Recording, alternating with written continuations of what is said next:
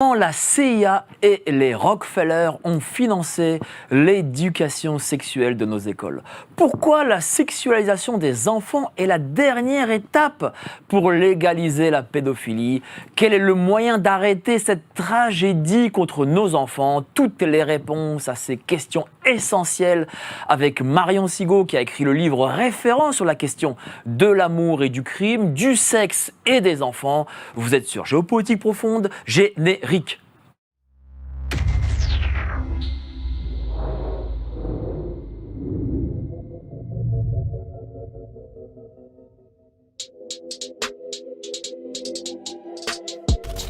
Nous sommes en guerre.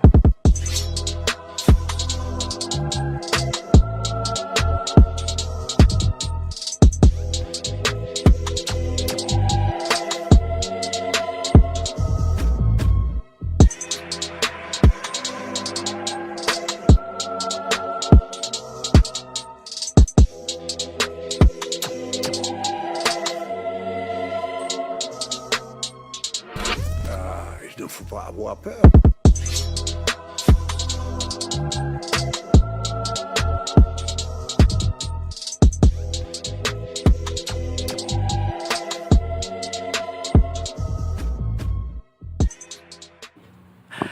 Il ne faut pas avoir peur. Bonsoir à tous, vous êtes sur Géopolitique Profonde, la chaîne qui est là pour remplacer les médias subventionnés. On va parler aujourd'hui éducation sexuelle, cette fameuse éducation sexuelle qu'on veut imposer à nos enfants. Mais qu'est-ce que c'est exactement? Je reçois aujourd'hui Marion Sigaud, spécialiste de la question. Marion Sigaud qui malheureusement en plus se fait tellement rare dans nos médias. Bonjour chère Marion, pourquoi vous êtes si rare dans nos médias? Pourquoi on vous voit si peu? D'abord, je suis jamais passée dans aucun média officiel. Jamais. J'ai eu des passages sur France 5 en son temps qui ont été annulés à la dernière minute. Je ne passe pas sur les médias. Je suis passée un jour sur France Inter à une heure de grande écoute et ça a coûté tellement cher aux gens qui m'avaient invité, qu'ils ont dit qu'ils ne voulaient plus jamais. Voilà. Donc, je ne passe jamais sur les médias. Donc, en ce moment, je fais quand même beaucoup moins de conférences que je n'en ai donné parce que je travaille à mon prochain livre et que j'ai réduit un peu la voilure. Le prochain livre parlera de quoi? De ça. De l'enfance. De l'enfance, de la destruction de l'enfance et de la famille, de tout ce que nous allons aborder aujourd'hui. C'est le sujet de mon prochain livre, où on parlera également de la CIA, etc. Je pense aussi que l'enfance, en tout cas la sexualité liée à l'enfance et ces visions idéologiques qu'on veut mettre en place, c'est aussi peut-être le grand tabou. C'est peut-être aussi, il y a une forme d'omerta et il ne faut pas en parler. C'est pour ça que... En ce moment, on parle quand même que de ça. Hein. Enfin, on en parle où? Oui, enfin c'est vrai. Je ne regarde jamais les médias, donc j'ai une télévision qui me sert d'écran d'ordinateur. Donc de temps en temps, l'écran devient instable et la télévision se met en marche. Je me précipite immédiatement pour retourner parce que je ne supporte pas la télé. Je veux dire, c'est une boîte à mensonges et c'est quelque chose d'extrêmement toxique. Donc je ne sais pas ce que racontent les autres médias. Ce que je sais, c'est que je ne passe jamais dans les médias. La dernière fois que j'ai entendu parler de moi dans les médias, c'était Najat Vallaud-Belkacem qui me traitait de fasciste et qui insultait Nicolas Dupont-Aignan parce que je faisais partie de son bureau politique, alors que ça râle, etc. Enfin bon, c'est la seule fois où j'ai entendu parler de moi à la télé, voilà. Donc, dans les médias alternatifs, en ce moment, je fais beaucoup moins de conférences que je n'en ai donné, encore que j'ai eu un mois de mars complètement délirant, je crois que j'ai dû avoir 4 ou 5 conférences sur le mois. Mais là, j'écris. Donc, il faut écrire parce que cette question-là, c'est un sujet primordial. Absolument. Et moi, je le vois que même parmi ceux qui se disent d'une forme de dissidence ont peur de bousculer ce sujet. Je pense que le sujet de l'éducation sexuelle à l'école, ça commence quand même à faire du bruit. Il y a 2 sujets qui commencent à faire du bruit, et je me rends compte à mon niveau, même sans regarder la télévision. Il y a l'éducation sexuelle à l'école, qui commence vraiment à secouer, pas autant que ça devrait, mais ça commence. Et surtout, les placements abusifs d'enfants. Les placements abusifs d'enfants, c'est du délire, pour le moindre truc. Moi, quand je me suis installée à la campagne, c'était en début des années 90, j'ai rencontré une dame, elle a eu 7 enfants, on lui a tous retirés. Tous. Putain. Elle était pauvre. Alors, il n'y a pas d'argent à lui donner. Par contre, il y en a pour placer ses gosses. C'est pas bête, hein? La C'est pas ZEU, bête, hein. la ZEU, c'est un business. On sait que c'est plusieurs milliards d'euros de budget et que car pour chaque placement, ils prennent beaucoup d'argent. Il y a une référence historique là-dessus. J'ai étudié le sujet en histoire. Au XVIIe siècle a été créée une institution qui s'appelle l'hôpital général et c'était exactement le mode de fonctionnement. L'hôpital général retirait les enfants pour les placer. Il n'y avait pas d'argent pour aider les parents. Il y en avait pour. C'est effroyable, absolument effroyable. En tout cas, Et ce que j'ai étudié de cet hôpital général, c'est-à-dire c'est l'équivalent des services sociaux, l'équivalent au XVIIe siècle des services sociaux d'aujourd'hui, c'est que c'était un gigantesque trafic d'enfants pour des vues pédophiles de toute évidence. En tout cas, chère Marion, sachez que on a reçu nombre de parents qui ont vu leurs enfants, moi je le dis kidnappés, hein. Il faut utiliser le terme. Enlevés, kidnappés par la ZEU, on en recevra encore d'autres. Et c'est quelque chose dont il faut vraiment mettre la lumière. Alors, on va parler de tout ça ensemble, mais avant ça, je vais présenter nos amis qui sont autour de vous. Vous avez à votre droite Jean-Luc Robert, psychologue, maintenant vous connaissez bien. Bonjour. Comment ça va, cher Jean-Luc ? Ça va très bien. Il vient toujours avec ses livres. Voilà. Il vient avec tous ses livres. Voilà. Aujourd'hui, c'est l'enfant et ses désirs insatiables. Voilà, puisqu'on va parler du sujet. Je vais aussi parler de pédocriminalité. Ce sont des sujets qui sont liés. Aujourd'hui, j'aimerais vraiment mettre l'accent sur le fait que, on parlait l'autre jour de harcèlement, tous ces dangers-là, que l'enfant, malheureusement, aujourd'hui, de plus en plus sur les réseaux sociaux, a tendance à s'exposer lui-même sans se rendre compte des dangers qu'il court, puisque... J'en parlerai tout à l'heure, mais la Watch Foundation avait fait une enquête et montré qu'il y avait un contenu très sexualisé de la part des adolescents aujourd'hui sur Internet, où ils avaient tendance à espérer obtenir des likes. Et je pense que derrière ça, en tant que psychologue, je voulais parler de l'estime de soi. Je pense qu'il y a un besoin parfois de reconnaissance, de se comparer à ses camarades, d'avoir le plus de vues, d'être vu. Et malheureusement, il y a un danger parce qu'ils le font en toute naïveté. Et puis c'est vrai qu'on peut être accro au like quand on voit qu'on en a 100 000. 100 000 likes. Vous-même, vous êtes accro au like. Un petit peu, ouais. Like TikTok, il est accro lui aussi. Oui, mais bon, moi, c'est une manière professionnelle et je suis assez raisonnable, mais quand on est enfant, ça peut vous monter à la tête. Parce que quand vous avez imaginé, 12 ans, que vous avez un compte avec, 50 000 abonnés qui vous suivent, et que vous avez tendance à être un peu dénudé sur votre nu. Vous avez remarqué qu'en étant un peu dénudé, les likes montent forcément. On va parler de tout ça, cher Jean-Luc. Okay. En face, le journaliste Marc Daoud, directeur de la publication de l'excellentissime Nexus. Comment ça va ? Écoute, ça va. Merci pour cette nouvelle invitation. Encore un sujet qui nous réunit aujourd'hui sur ton plateau et qui va charrier énormément d'informations, moi que j'aimerais aborder aussi. La ZEU, t'en parlais juste avant et je pense qu'il y aura des choses à dire et à redire. On en avait déjà dit beaucoup la dernière fois ici à Géopolitique Profonde. Et effectivement, c'est un business. Il y a un réel trafic du placement abusif des enfants dans ce pays qui génère des milliards d'euros et dont le travail maintenant de certains avocats, dont je pense à Maître Christine Serrada, a réussi à démontrer qu'il y a d'autres organismes qui se gavent. Il y a des sociétés privées maintenant qui sont utilisées pour sous-traiter par la ZEU le placement abusif de ces enfants. Et c'est vrai que on peut parler de kidnapping, ouais, effectivement. Merci beaucoup, cher Marc. Et enfin, notre ami Jean-Maxime Corneille, qui vient avec son beau costume beige. Voilà, il est classe, il est chic. En plus, il écrit maintenant, son nouveau livre, État profond, les guerres civiles fabriquées. Quel homme, le Jean-Maxime. J'aime bien les costumes clairs en été, on n'y pense pas assez souvent. Ce qui est intéressant là, c'est de voir vraiment la connexion à tous les niveaux en fait. Derrière le mondialisme, il y a notamment l'enjeu de la pédocriminalité vraiment depuis des siècles. C'est sans doute vieux comme la magie noire. Il y a vraiment toujours les mêmes connexions à toutes les époques. Et on voit qu'il y a un lien, par exemple, entre les guerres du mondialisme, le fait que l'Ukraine soit la plateforme des enfants, des trafics d'enfants. On le sait, ça fait des années. Human trafficking, on en parlait au tournoi des années 2000. On le sait depuis des années. Après, on nous invente des légendes urbaines pour nous dire que ça n'existe jamais.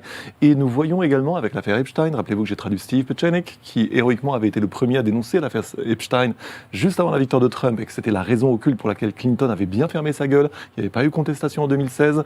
Donc il y a une connexion en termes de contrôle politique, en termes de mise des gens dans la confusion, occultation des aspects occultes justement derrière ce genre de bizarreries, pourquoi, qu'est-ce qu'on fait des enfants, etc. Connexion aux guerres mondialistes avec également un sujet déflexion-diversion, c'est-à-dire que d'une façon ou d'une autre, les banques qui nous détruisent par l'usure font en sorte qu'on ait des systèmes entiers qui orientent les gens vers des pensées qui les éloigne de l'interrogation du système en leur disant mais que deviennent mes enfants? Parce qu'évidemment, quand vous avez à sauver vos enfants, vous n'allez pas penser que de fait, il y a des banksters qui vous ont détruit par des Jean-Maxime. connexions de tous On va les parler sujets, de donc. tout ça. Hein. Mais avant ça, n'oubliez pas la lettre d'information de Géopolitique. T'as écrit dessus là, ce mois-ci? Cet été, oui. Ah bah cet été, voilà. Donc vous retrouverez Jean-Maxime cet été, évidemment, bien sûr sur le plateau, mais aussi sur la lettre de Géopolitique Profonde. Donc allez-y, abonnez-vous, cliquez sur le lien ci-dessous. Alors, cher Marion, d'abord, parce que moi quand je parle d'éducation sexuelle aux gens qui ne sont pas peut-être de nos milieux, on va dire, pour eux c'est quelque chose de positif. Donc qu'est-ce que c'est exactement cette fameuse éducation sexuelle? D'abord, ça s'appelle l'éducation à la sexualité, ce qui est déjà autre chose, parce que l'éducation sexuelle, ça peut être d'expliquer que plus et moins, ça fait 1 plus 1 égale 3, c'est ça en fait l'éducation sexuelle. 1 plus 1 égale 3. On va expliquer ça sur les grenouilles, les souris ou les ratons laveurs, et éventuellement sur l'homme et la femme. C'est pas ça. L'éducation à la sexualité, c'est l'éducation aux pratiques sexuelles, aux pratiques. On va apprendre aux enfants tout ce qui a rapport avec la recherche du plaisir sexuel. Alors, qu'est-ce que c'est à l'origine de cette horreur? C'est un monsieur, on va tout de suite parler on va tout de suite aller allons-y, mettons les pieds dans le plat. On va mettre les pieds dans le plat tout de suite. Il s'appelait Alfred Kinsey. En 1948, aux États-Unis, il a publié un rapport sur la sexualité des hommes américains, human male, je crois, la sexualité des hommes, et ensuite il a sorti la sexualité des femmes. L'essentiel de ce qui nous intéresse aujourd'hui, c'est ce qui concerne la sexualité des hommes. Au milieu de ce livre se trouve un tableau qui explique que des enfants qui ont été sexuellement stimulés, il n'explique pas comment, ont été capables de développer entre l'âge de quelques mois et jusqu'à 14 ans, fin de là... De quelques mois. C'est pas rien, là, va le dire le rap. C'est ça, de quelques mois. C'est quand même quelque chose, quoi. Voilà. Ces enfants étaient capables d'orgasme. D'accord. Donc, la sexualité concerne les enfants. Alors, je vous la fais courte, les enfants ont une sexualité, donc on va pouvoir leur enseigner, puisque c'est abusif d'exclure les enfants du savoir sur le sexe. Bon. Donc, cet Alfred Kinsey, il est avéré qu'il était financé par l'Institut Rockefeller. L'Institut Rockefeller qui avait beaucoup à gagner à ce genre d'études. Et il était protégé par la CIA. Et il n'aurait jamais fait tout ce qu'il a fait s'il n'avait pas été... Qu'est-ce qui fait qu'il était protégé par la CIA? Parce que la CIA avait un plan. La CIA avait un plan. Alors je parlerai du plan après. Okay. La CIA avait un plan et que pour que ce plan arrive à être... réussissent, il fallait renverser les valeurs de l'Occident. Et puis, tant qu'à faire, les valeurs de tout le monde. Alors, c'est un plan de renversement des valeurs. Tout ce qui était bien va devenir mal, et tout ce qui était mal va devenir bien. C'est le renversement des valeurs. On a toujours protégé les enfants du sexe. Toujours. Dans n'importe quelle civilisation, les enfants, quand il s'agit, on ferme la porte, on baisse le ton, on emploie les petits mots, on dit le zizi, on dit pas... Bon. Et maintenant, depuis le renversement des valeurs, les enfants sont la cible d'une éducation à la sexualité spécifique, obligatoire, d'une crudité absolument. Il y a des enfants qui s'évanouissent. Il y a des enfants qui rentrent à la maison. Pourquoi ils s'évanouissent? C'est-à-dire quand on dit crudité, c'est-à-dire quoi? C'est-à-dire qu'on va montrer un acte réel. Non seulement on leur face à montre, des mais on enfants. leur explique. Et on leur explique. On leur explique. Et alors c'est Kinsey qui a inventé ça. Kinsey disait les enfants sont sexuels dès la naissance. On a la preuve. Alors il explique des tableaux, il montre des tableaux. Il dit tel enfant a eu 24 orgasmes en une journée. Extraordinaire. Celui-là, il en a eu 3 en 1 heure, et puis après, plus rien, etc., etc. Et il dit, ça, c'est la preuve que les enfants sont sexuels dès la naissance. À partir du moment où ils sont sexuels dès la naissance, comme le credo de Kinsey, c'est tout ce qui est sexuel est bien. Si on interdit aux gens de s'épancher comme ils voudraient sur le sexe, c'est parce que la religion, le catholicisme, alors ces gens-là, ils tirent à boulet rouge sur la religion. Alors, de préférence, le catholicisme, parce que ça mange pas de pain, puis maintenant, c'est l'islam, hein, c'est également, hein, c'est pas au lieu de, c'est en plus, hein, ça s'accumule. Donc, l'idée, c'est de dire il faut renverser la morale, il faut libérer les gens. Si les gens sont malades, s'ils sont tellement malheureux, c'est parce qu'on les empêche de jouir, en fait. Et la sexualité, ça va être l'alpha et l'oméga de toute cette nouvelle politique. La sexualité, ça sert à se faire plaisir. C'est-à-dire qu'on va séparer la reproduction du plaisir et le plaisir de la reproduction. C'est-à-dire que ces gens-là, Kinsey et consorts, disent que le but de la sexualité, c'est le plaisir. Alors, 48, il y a ce rapport. Alors- et ensuite, qu'est-ce qui se passe? Alors, 48, il y a ce rapport. Arrivent derrière Kinsey des gens qui s'agrègent à ces recherches, notamment Masters et Johnson. Et Masters et Johnson, c'est un couple de sexologues qui vont, eux, être relayés largement en France. Et ça va arriver en France en mai 68. Alors un petit peu avant, parce que la loi Neuwirth qui va légaliser la contraception, c'est 1967. Donc, mais en gros, c'est ça. On a un sexe pour jouer avec. On a un sexe pour jouir. Tous les gens qui veulent vous empêcher de faire ce que vous voulez avec votre sexe, ce sont des gens qui sont mal lunés, qui sont des vieux réacs, qui sont des... c'est le diable, quoi. C'est le diable. Ça s'appelle un renversement des valeurs. En 1981, c'est-à-dire pas très longtemps après mai 68, ça fait quoi 13 ans. 80, ça fait 13 ans. Vous avez un congrès de sexologie qui se tient à Jérusalem. Auquel congrès se rend une dame qui s'appelait Judith Reisman, j'en parle au passé parce qu'elle est décédée maintenant, que j'ai bien connue, qui a été une de mes amies, je me flatte d'avoir été, enfin je me flatte pas, je m'honore d'avoir été de ses amies. Judith Reisman se rend au congrès de sexologie de Jérusalem. Elle était à Haïfa, elle était docteure en communication et elle avait fait ses études sur la communication des grands journaux de sexe, Playboy, etc., Hustler et tout ça. Et elle est venue faire une communication au congrès de sexologie de Jérusalem où elle a balancé qu'elle avait la preuve, et elle a montré ses preuves, que ces enfants dont on disait qu'ils jouissaient étaient en fait les réactions qu'ils avaient aux stimulations qu'on leur donnait. Alors elle a posé la question au directeur de l'époque de l'Institut Kinsey, parce que Kinsey était mort.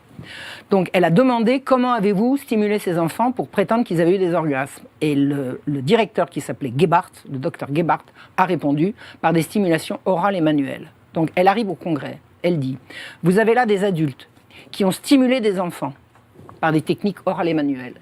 Les réactions des enfants étaient hurlements, pleurs, évanouissements, convulsions, fuites, épilepsie. Et chacune de ces réactions était notée Comptabilisée. comme orgasme. C'est-à-dire que pour ces malades mentaux, un enfant qui hurle, qui essaye de fuir, qui s'évanouit et qui pleure, il jouit. Il jouit. C'est à partir des conclusions de Kinsey, qui dit les enfants sont sexuels dès la naissance, voilà la preuve, que toute la politique d'éducation à la sexualité qui a lieu à l'heure actuelle à travers toutes les grandes agences de l'ONU, vous avez l'Organisation mondiale de la santé, vous avez l'UNICEF, vous avez l'UNESCO, vous avez tout le monde s'y met, tous les gouvernements français, les syndicats ont pris le syndicat des instituteurs, tout le monde veut ça. C'est fondé sur ça. Sur ça. Sur ce rapport. Et Judith, en 1981, à un congrès de sexologie, ça veut dire que tous les sexologues du monde étaient là. Un congrès, c'est à ça que ça sert. Ils ont tous entendu. Et ça a changé quoi? Justement, quelle a été leur réaction lorsqu'elle a dénoncé ça? Elle a été virée? Ils l'ont chassée. Tous ces sexologues. Tous ces sexologues, ils l'ont chassée. Et son assistante est restée derrière. Alors elle est partie. Ouais. Elle a dîné avec les gens qui disent « Mais attendez, celle-là, il va falloir la faire taire !» C'est la seule réaction. Et moi qui suis en train d'étudier ce qu'a été la sexologie française, j'aime autant vous dire que le congrès de Jérusalem, on n'en parle nulle part. Donc toute cette politique, on sait depuis 1981, parce que Judith Reisman a fait le travail, mais attendez, il y a quand même un problème. Comment se fait-il que Judith Reisman ait vu ce que personne n'a vu avant ? C'est extraordinaire. Alors, je vais vous raconter comment Judith s'en est rendue compte. Parce que Judith Reisman était famille juive, tout à fait tradie. Elle était là. 3e génération en Amérique, c'est pas une rescapée des... Judith Reisman est née en Amérique, son père et sa mère sont nés en Amérique, et ce sont ses grands-parents qui sont venus à l'époque de la fin du 19e. Fin du 19e. Voilà. Donc, d'une famille tout à fait traditionnelle juive, on défend des valeurs. Des conservatrices, voilà. Bon. Et puis un jour, elle se rend compte qu'elle est mariée, heureuse en ménage, elle a des beaux enfants, elle a un mari idéal, enfin bon, tout va bien. Elle a un métier qu'elle adore, elle écrit des chansons pour la télévision, tout lui réussit. Judith est une femme heureuse. Il y a des photos d'elle à l'époque, elle est rayonnante, c'est une merveille. Puis un jour, elle voit que sa grande fille, la Génie, elle va pas bien. Elle dit, qu'est-ce que t'as, ma chérie? Allez, qu'est-ce que t'as? La petite fille, elle bouffe plus, elle grogne, elle est ronchon, elle veut pas répondre. Qu'est-ce que t'as? Qu'est-ce que t'as? Qu'est-ce que t'as? Vous savez, une mère, hein quand ça veut savoir. La petite fille crache le morceau, elle est violée par le voisin du dessus. La petite, elle avait 11 ans, et le voisin du dessus, il en avait 13. C'est-à-dire que d'un seul coup, Judith, qui vit dans un environnement protégé de bonheur absolu, de communication, tout ce qu'il y a de plus. En plus de ça, c'était des Américains. Ils étaient devenus Américains avec enthousiasme. Ils étaient fiers d'être Américains. Ils adoraient l'Amérique. Ils leur donnaient toutes ces possibilités. Ils apprennent que des enfants violent des enfants. Mais le monde s'écroule. Le monde s'écroule. Indignée, elle téléphone à une de ses tantes. Elle lui raconte. Et vous savez ce que lui répond sa tante? Non. Bah, ma chérie, enfin. Ta petite l'a sûrement cherché. Tu sais bien que les enfants sont sexuels dès la naissance. Elle fait quoi? Mais t'es pas bien? Qu'est-ce que tu racontes? Elle raccroche, elle appelle une copine à l'autre bout de l'Amérique. On est dans les années 40 ou après la Seconde Guerre mondiale? Attends, on est dans les années 70. Là, S'il te plaît, laisse parler Marc. Non, mais la question est intéressante. On est dans les années 70. Fin des années 70. Donc, elle appelle une copine de sa génération. Alors, la tante, elle était sur la côte ouest et puis elle a été sur la côte est, qui lui dit exactement la même chose. Deux femmes qui se sont jamais vues, de deux générations différentes, à deux bouts de l'Amérique, lui répondent la même chose. Il dit, mais qu'est-ce que c'est que ça? Et là, elle farfouille. Et c'est là qu'elle a découvert Kinsey. Et toute sa vie, c'est le combat pour dénoncer ça. C'est-à-dire que, regardez comme c'est pratique. On ne peut plus violer les gosses puisqu'ils étaient forcément d'accord. Bah, vous savez bien qu'ils sont sexuels dès la naissance. Bon. Donc, elle a commencé par... elle a repris des études. Elle a dit, moi, je veux maintenant étudier ça sous forme de communication. C'est-à-dire qu'elle a voulu aller voir comment ça se passait dans les médias, à la télévision, dans les journaux. Elle a décidé, elle est devenue docteur en communication. Elle a fait un doctorat. Elle est devenue docteur en... Et c'est à ce titre qu'elle a été invitée à Jérusalem. Qu'elle était à Jérusalem. Dénoncé, et qu'elle a dénoncé ça. Donc, Judith Reisman est la personne qui... Alors, quand on lui dit... Elle se rend à plusieurs rencontres internationales. Alors, elle a quand même découvert un truc, c'est que l'université, elle dit, mais qu'est-ce que c'est? Elle m'a expliqué ça. Qu'est-ce que c'est que ces pervers? Il y avait un congrès sur le plaisir, la joie et je ne sais pas trop quoi, dans le Pays de Galles, où étaient invités... Alors, il y avait tout un tas de chercheurs universitaires du monde entier, dont elle. Et il y avait un pédophile qui était invité. Mais... Bah, puisqu'on allait parler sexe, on peut bien inviter. Mais elle dit, mais attendez, ça va pas là, vous invitez un pédophile. Et les personnels au Congrès, c'était dans le Pays de Galles, les personnels qui faisaient les chambres et qui faisaient à manger, ils ont dit, vous savez quoi, si ce gars-là parle, vous vous débrouillerez, on ne sert pas à table, on ne fera pas les lits. Ça veut dire qu'en 81, en Amérique... En Amérique et en Angleterre. L'idéologie Kinsey était déjà répandue. Totalement, sauf qu'on ne parlait pas de lui.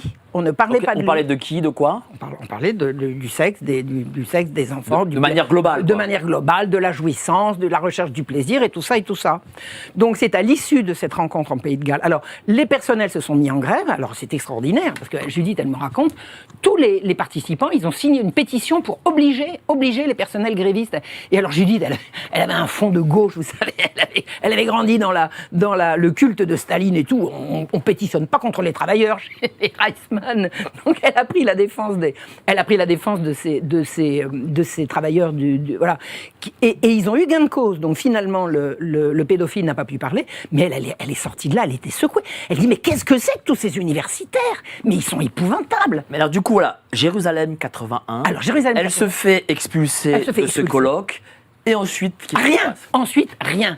Ensuite, la guerre commence. C'est-à-dire que elle a. Alors ça, je vais pas tout vous dire aujourd'hui. Hein, il faudra qu'on en reparle après parce que la suite, c'est la guerre entre Judith Reisman et le lobby le lobby sexuel et homosexuel américain. Parce qu'elle a les lobbies LGBT dans les dents, mais alors, vous ne pouvez pas vous imaginer. Allez ouvrir n'importe quel site LGBT et chercher Judith Reisman. Justement, ce lobby LGBT est composé de qui?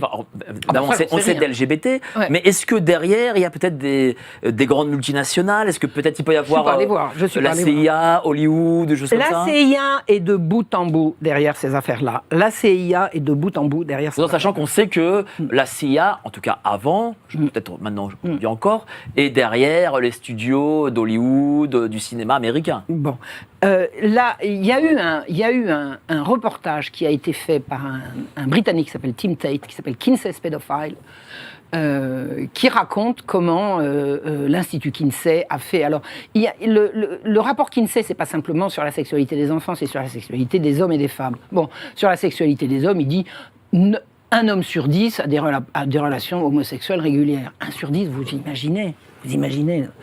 Et l'enquête a prouvé qu'en fait, il est allé interviewer sur leurs mœurs pendant la guerre, où la plupart des hommes en âge de procréer ils étaient en Europe, hein. Ils étaient sous les drapeaux. Ils ne trouvaient pas d'hommes, ils étaient allés en chercher en prison. Alors la sexualité des prisonniers, je ne sais pas si vous imaginez, 1 sur 10, c'est peut-être même plus que ça, enfin j'en sais rien, je ne suis pas allé voir. Mais enfin, le reportage a démontré que les rapports Kinsey sont truqués.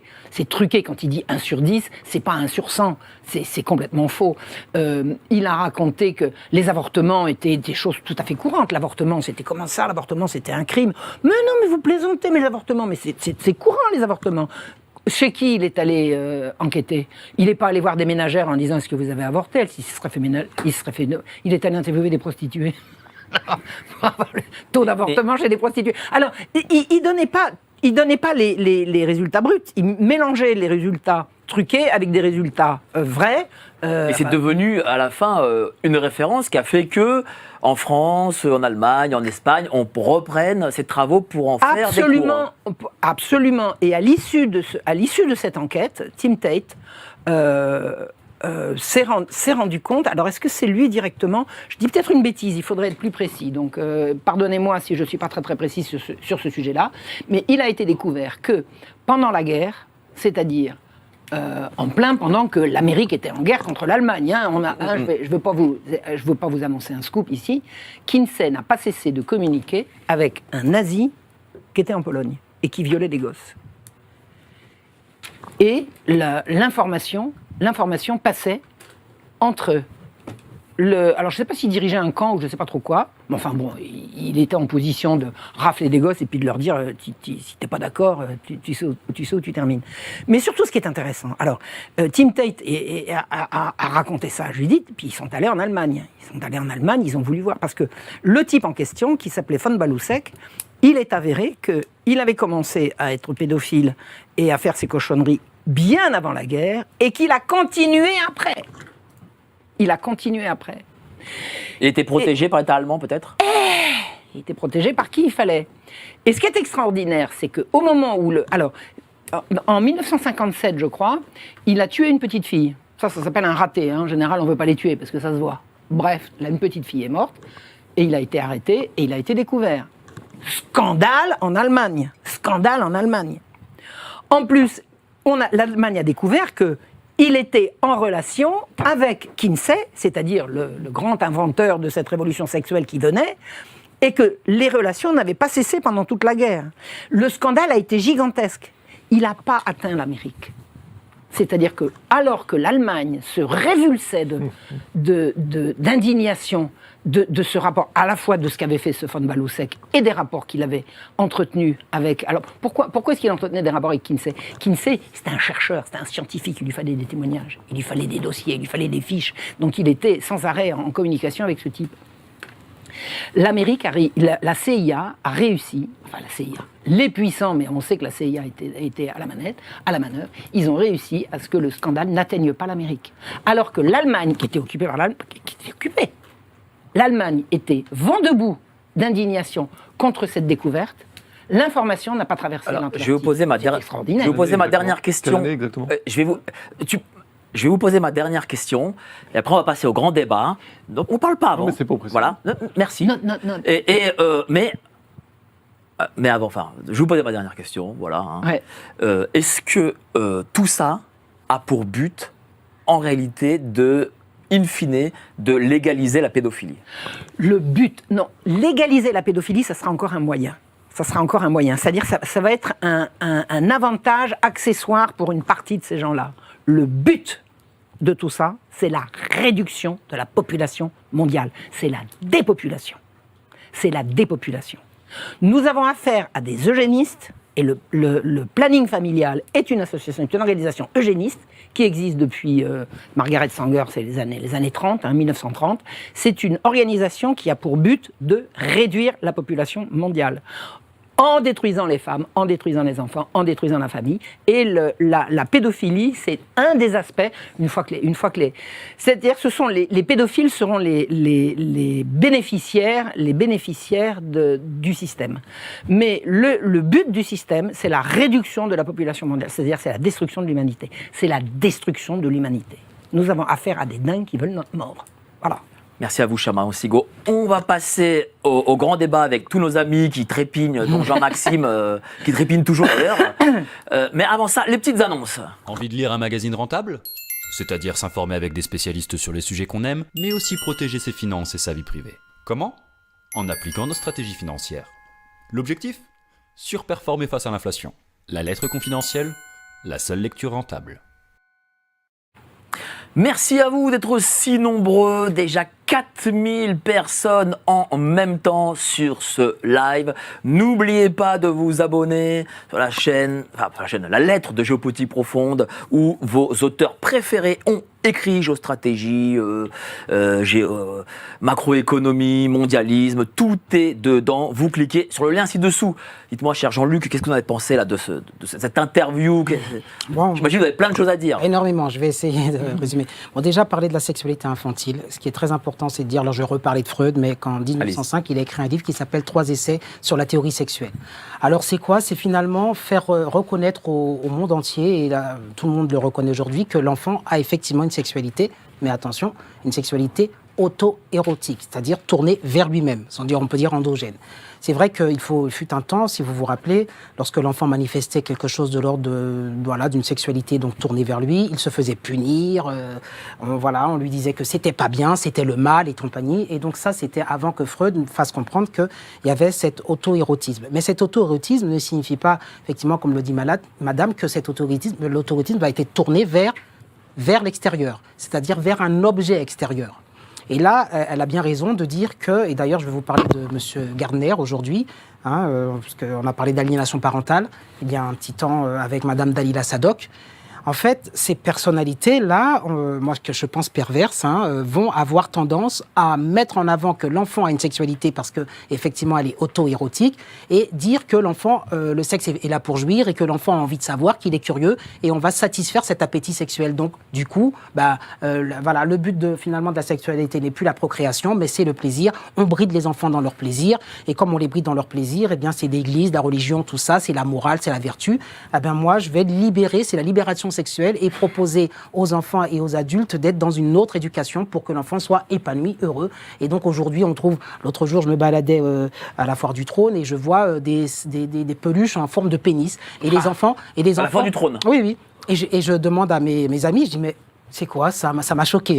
Et ils me disent, mais tu sais pas, t'es pas au courant, c'est une grande marque qui vend beaucoup et tout. Donc il y avait pénis, vulve et tout. Enfin, et on est avec, à côté, il y a Mickey, enfin, il y a d'autres peluches, vous savez, d'enfants. Et vous savez, on gagne ça en mettant 2 €. Vous savez, dans les trucs qui attrapent.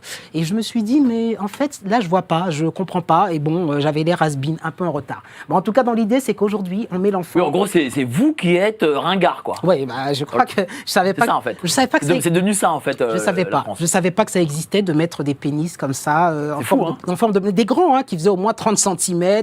Alors bon, avec des yeux et tout, mais c'était vraiment, ça représentait un pénis. Et donc là, on m'a dit que j'étais un peu niais, effectivement, que je devais savoir qu'aujourd'hui, les enfants... voilà. Donc c'est comme si on voulait informer l'enfant pour le protéger de sa méconnaissance, parce que quand les cours d'éducation sexuelle à l'école, c'est un peu ça. Pour pouvoir te protéger des prédateurs sexuels, on t'informe un maximum sur les choses qui se font, les choses qui ne se font pas. Moi, j'avais noté un tournant, même si c'est bien avant, c'est 1980 à peu près, c'est l'époque du sida, où finalement, vous vous rappelez, il y avait les cours de prévention sexuelle où comment on enfile une capote et compagnie. Je pense que les choses sont accélérées à partir de cette période où on essayait donc, et je le comprends, sous couvert de protéger l'enfant, de lui expliquer qu'un préservatif se mettait comme ça. Bon, on avait les jeunes filles un peu affolées qui regardaient ça comme ça, mais on se disait, bon, on va mettre la pudeur de côté, c'est pour protéger, pour que ces enfants n'attrapent pas le sida. Enfin, c'était un peu ça l'idée. Donc, on a fait passer la priorité sanitaire devant et on s'est dit, il faut informer. Mais là, ces cours d'éducation sexuelle, ça va maintenant jusqu'à pourquoi et comment on fait une fellation et compagnie. Et là, est-ce qu'il y a vraiment besoin d'aller jusque dans ce détail? Moi, j'avais parlé notamment du développement psychosexuel de l'enfant, en expliquant que l'enfant, il a, comme je dis au début, une sublimation de la sexualité exogène tournée vers l'autre. Elle n'est pas forcément fantasmée. L'enfant peut avoir un auto-érotisme, certes, mais ne pas en être à « je vais avoir un rapport sexuel avec autrui ». Et d'ailleurs, on a, moi je le dis en tant que psychologue par rapport à des patients, on a beaucoup de jeunes filles qui peuvent avoir un rapport sexuel précoce et ensuite en être marquées, traumatisées et faire une dépression derrière. Ce qui veut dire quoi? Vous savez, la notion de consentement, c'est pas par hasard que même en tant qu'adulte, quand vous avez un rapport sexuel, par exemple dans une soirée avec, je prends un exemple d'une femme et d'un homme dans une soirée, une première rencontre, et on voulait pas forcément coucher avec, mais on couche avec parce que finalement on a l'impression qu'il est amoureux et que bon, tout le monde connaît ça. Enfin, en tout cas, on a toutes des histoires comme ça. Qu'est-ce qui se passe? Le rapport n'était pas vraiment consenti. Et la personne, le lendemain, se l'est réveillée avec la gueule de bois en disant « j'avais pas forcément envie ». Ça veut bien dire que le rapport sexuel en lui-même, c'est pas juste deux personnes qui copulent ensemble. Il y a une notion psychologique, il y a une dimension psychologique derrière. Et quand finalement le rapport n'est pas vraiment consenti, d'ailleurs on connaît toutes ces affaires de consentement. Bon, vous savez, l'histoire au commissariat, on se retrouve souvent, des hommes se trouvent accusés de « mais moi j'avais l'impression que… » Et aujourd'hui, il y a vraiment toute une notion de consentement, pas consentement. Les hommes doivent faire très attention avec, vous savez, l'époque MeToo, à est-ce que la femme est vraiment consentante. Mais c'est pas pour rien aujourd'hui de dire que l'enfant ou même l'adulte, le jeune adulte, n'est pas forcément consentant. Cher Marion, quand à la Foire du Trône, on vend des peluches de pénis ou vulves, ça veut dire que la société a validé cette idéologie. Elle a validé ou elle n'a pas validé. De toute façon, on lui impose. L'éducation à la sexualité à l'école s'est imposée. L'école est obligatoire. On veut empêcher les parents d'élever leurs enfants à la maison. On leur enlève dans de plus en plus de cas. C'est quelque chose qui est imposé. Alors, excusez-moi, je ne suis pas professionnel, cher monsieur. Je suis absolument pas d'accord pour appeler auto-érotisme la recherche de plaisir d'un enfant. Un enfant, quand il tète sa maman, il est au summum de la félicité. Pourquoi appeler ça sexuel? Je vois pas le rapport avec le sexe. Je parle des actes masturbatoires. Je rentre dans. Mais les actes masturbatoires. Mais tout le monde a constaté dans les crèches. Non, mais on constate que quoi? On constate qu'il y a des enfants qui se tripotent le zizi. Est-ce qu'on a la moindre notion de ce qu'ils ressentent au moment où ils le font? Alors du plaisir, mais encore une fois, c'est auto-érotique. Encore une fois. Mais pourquoi érotique? Pourquoi érotique? Parce que ça peut déclencher des orgasmes, même pas. Alors, mais comment le savoir? Mais comment le savoir? Sans aller jusqu'à l'orgasme, parce que si on parle d'orgasme pour l'homme, enfin, je peux dire des mots. Les mots, c'est l'éjaculation. Exactement. Les enfants l'éjaculent. Surtout pour les petites filles, par exemple. Oui, mais garçon ou fille, en fait. Moi, j'ai une mémoire d'éléphant. C'est pas la mémoire d'éléphant. Je me souviens de choses que j'avais à 6 mois. J'ai une mémoire d'éléphant. C'est pas la notion d'aller forcément jusqu'à l'orgasme. C'est que l'enfant, mais de toute façon, toutes les personnes qui travaillent dans les crèches, les maternelles, le constatent. Je vous dis, avant, on était dans le déni par rapport à cette sexualité infantile, et justement, on punissait les enfants qui avaient ce genre d'actes en disant, et puis même, non seulement on les punissait, et on disait que c'était le diable. Enfin, vous voyez, l'enfant. Non, vous avez des exemples de ça. Il y a toute la littérature en parle. Oui, la littérature. C'est pas moi qui l'invente. Dans les familles catho, c'est une réalité. C'est une réalité, mais c'est juste pour dire c'était le mal. L'enfant avait péché, on le tapait à l'endroit où. C'était très négatif. On le tapait ou on écartait la main pour passer à autre chose. Mais encore une fois, c'est quelque chose qui existait. Non mais ce que dit, c'est important. Je vais dans votre sens. Vous allez voir où je veux en venir. Attendez, je sais que c'est pas évident, mais en fait, on niait cette sexualité et finalement, l'enfant, c'était pas pour son bien parce il jugeait qu'il avait fait quelque chose de mal et donc il se disait, il associait, avoir du plaisir ou en tout cas, quand je touche cet endroit-là, c'est sale et c'est mal. Et c'est pas un bon apprentissage. Aujourd'hui, Freud l'a montré. Enfin bon, après tous les pédagogues. Freud, faut pas dire ce nom. Non mais c'est lui qui a parlé des 3 essais sur la. Non mais il a dit tellement de choses. Mais moi je suis pas fan de Freud. Non mais il nous a raconté le complexe d'Oedipe pour renier le. Non. Moi je suis pas fan de Freud, mais sur ça, on est obligé d'en parler parce que c'est le premier psychanalyste à en avoir parlé. Dites et Marion vous répond. En 2 mots, les essais sur la théorie sexuelle. Il y a un chapitre qui s'appelle donc sexualité infantile et il a expliqué qu'il y avait cette sexualité qui était pratiquée tournée vers. Mais ça ne veut pas dire que l'enfant a une sexualité tournée vers l'adulte. Et d'ailleurs, Freud aussi a parlé de la sublimation. Mais c'est-à-dire que appeler ça sexualité, il n'y a pas de sexe sans sexe opposé. Il n'y a pas de sexe opposé. Il n'y a pas de sexe sans sexe opposé. Mais c'est ce que je viens de dire. Quand je dis que c'est pas tourné, quand je dis que c'est pas tourné vers l'extérieur. Alors pourquoi appeler ça de la sexualité? J'ai rajouté auto-érotisme. J'ai dit auto. Oui, c'est vrai. Bon, vous avez entendu auto. Donc parce que monsieur utilise ces termes de psy. Non. Mais c'est extrêmement important de dire que c'est une sexualité tournée sur soi. Voilà. Mais qui est effectivement, parce que tout simplement, il y a une forme, effectivement, comme le disait Kinsey, une maturité sexuelle précoce qui est niée jusqu'à présent. Mais cette maturité, ça veut dire que les organes sont prêts pour être excitables. Mais ça ne veut pas dire qu'ils sont liés à l'excitation qui est liée à un rapport sexuel où psychologiquement on imagine l'autre dans un rapport sexuel et où on désire l'autre. Il ne désire pas l'autre sur le plan sexuel. Quand une petite fille ou je sais pas quoi monte sur les genoux de son papa ou d'un monsieur quelconque, un monsieur X ou Y, elle n'a aucune idée qu'elle puisse exciter ce monsieur ou encore moins être excitée. Non, mais ou être excitée de monter sur les genoux d'un monsieur. Et il n'y a pas de... Voilà, c'est ce que je disais. Et d'ailleurs, tout ça, c'est sublimé.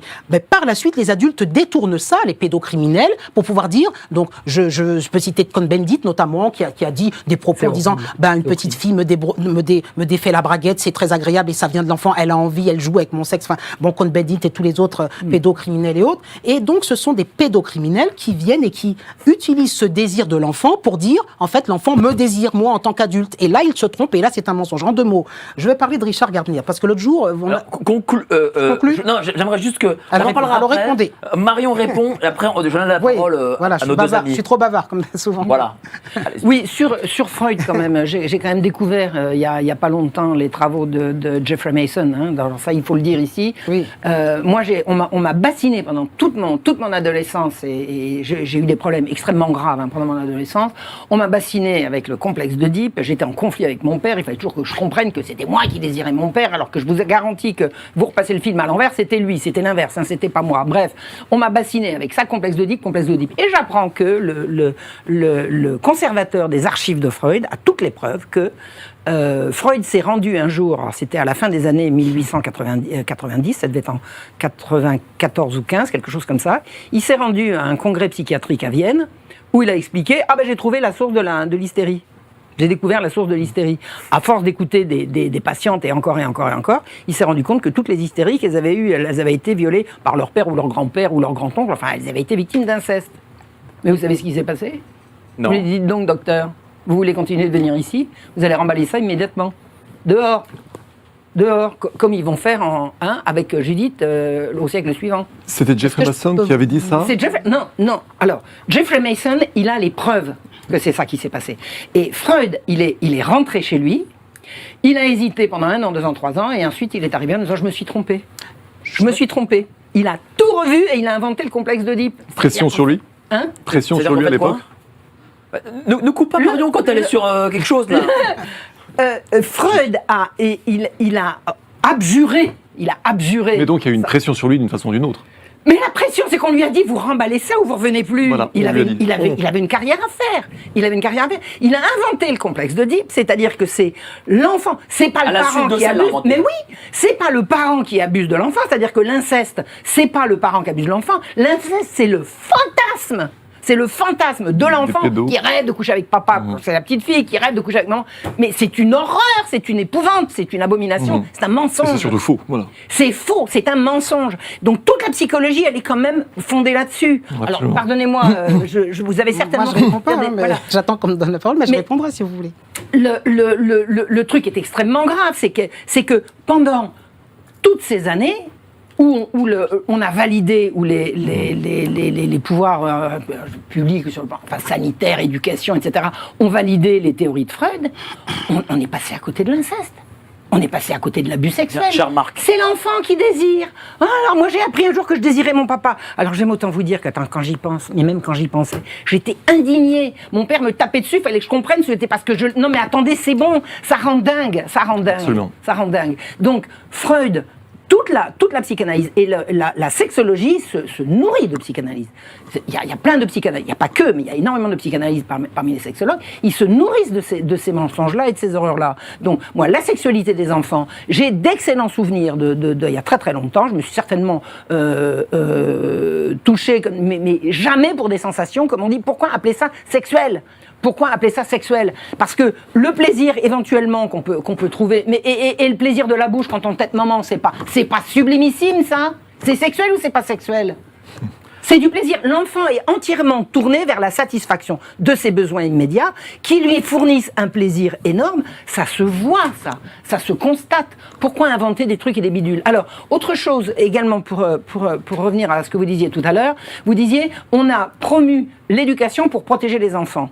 Bon, alors, une chose doit être sue maintenant, et ça, les statistiques ont été données par Judith Reisman, il n'y a jamais eu autant d'agressions sexuelles que depuis qu'on fait de l'éducation sexuelle. Et la grande nouveauté, la Judith a payé pour le savoir, maintenant les enfants agressent les enfants. C'est-à-dire depuis qu'on explique aux enfants comment faire pour se protéger, ils ne sont plus protégés.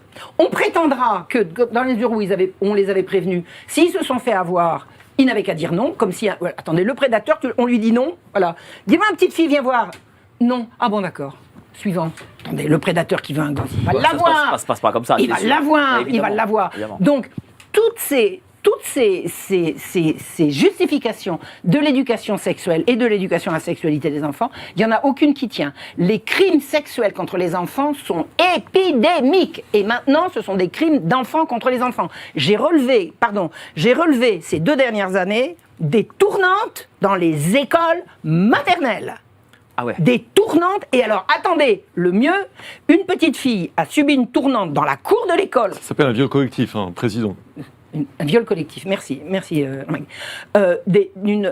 petite fille de 4 ans a été victime d'une tournante dans son école maternelle 2 années de suite. 2 années de suite. C'est-à-dire qu'on n'a pas réglé le problème.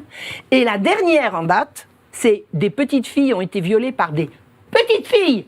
Maintenant, des petites filles violent des petites filles. On s'y met à 5, on la ninte.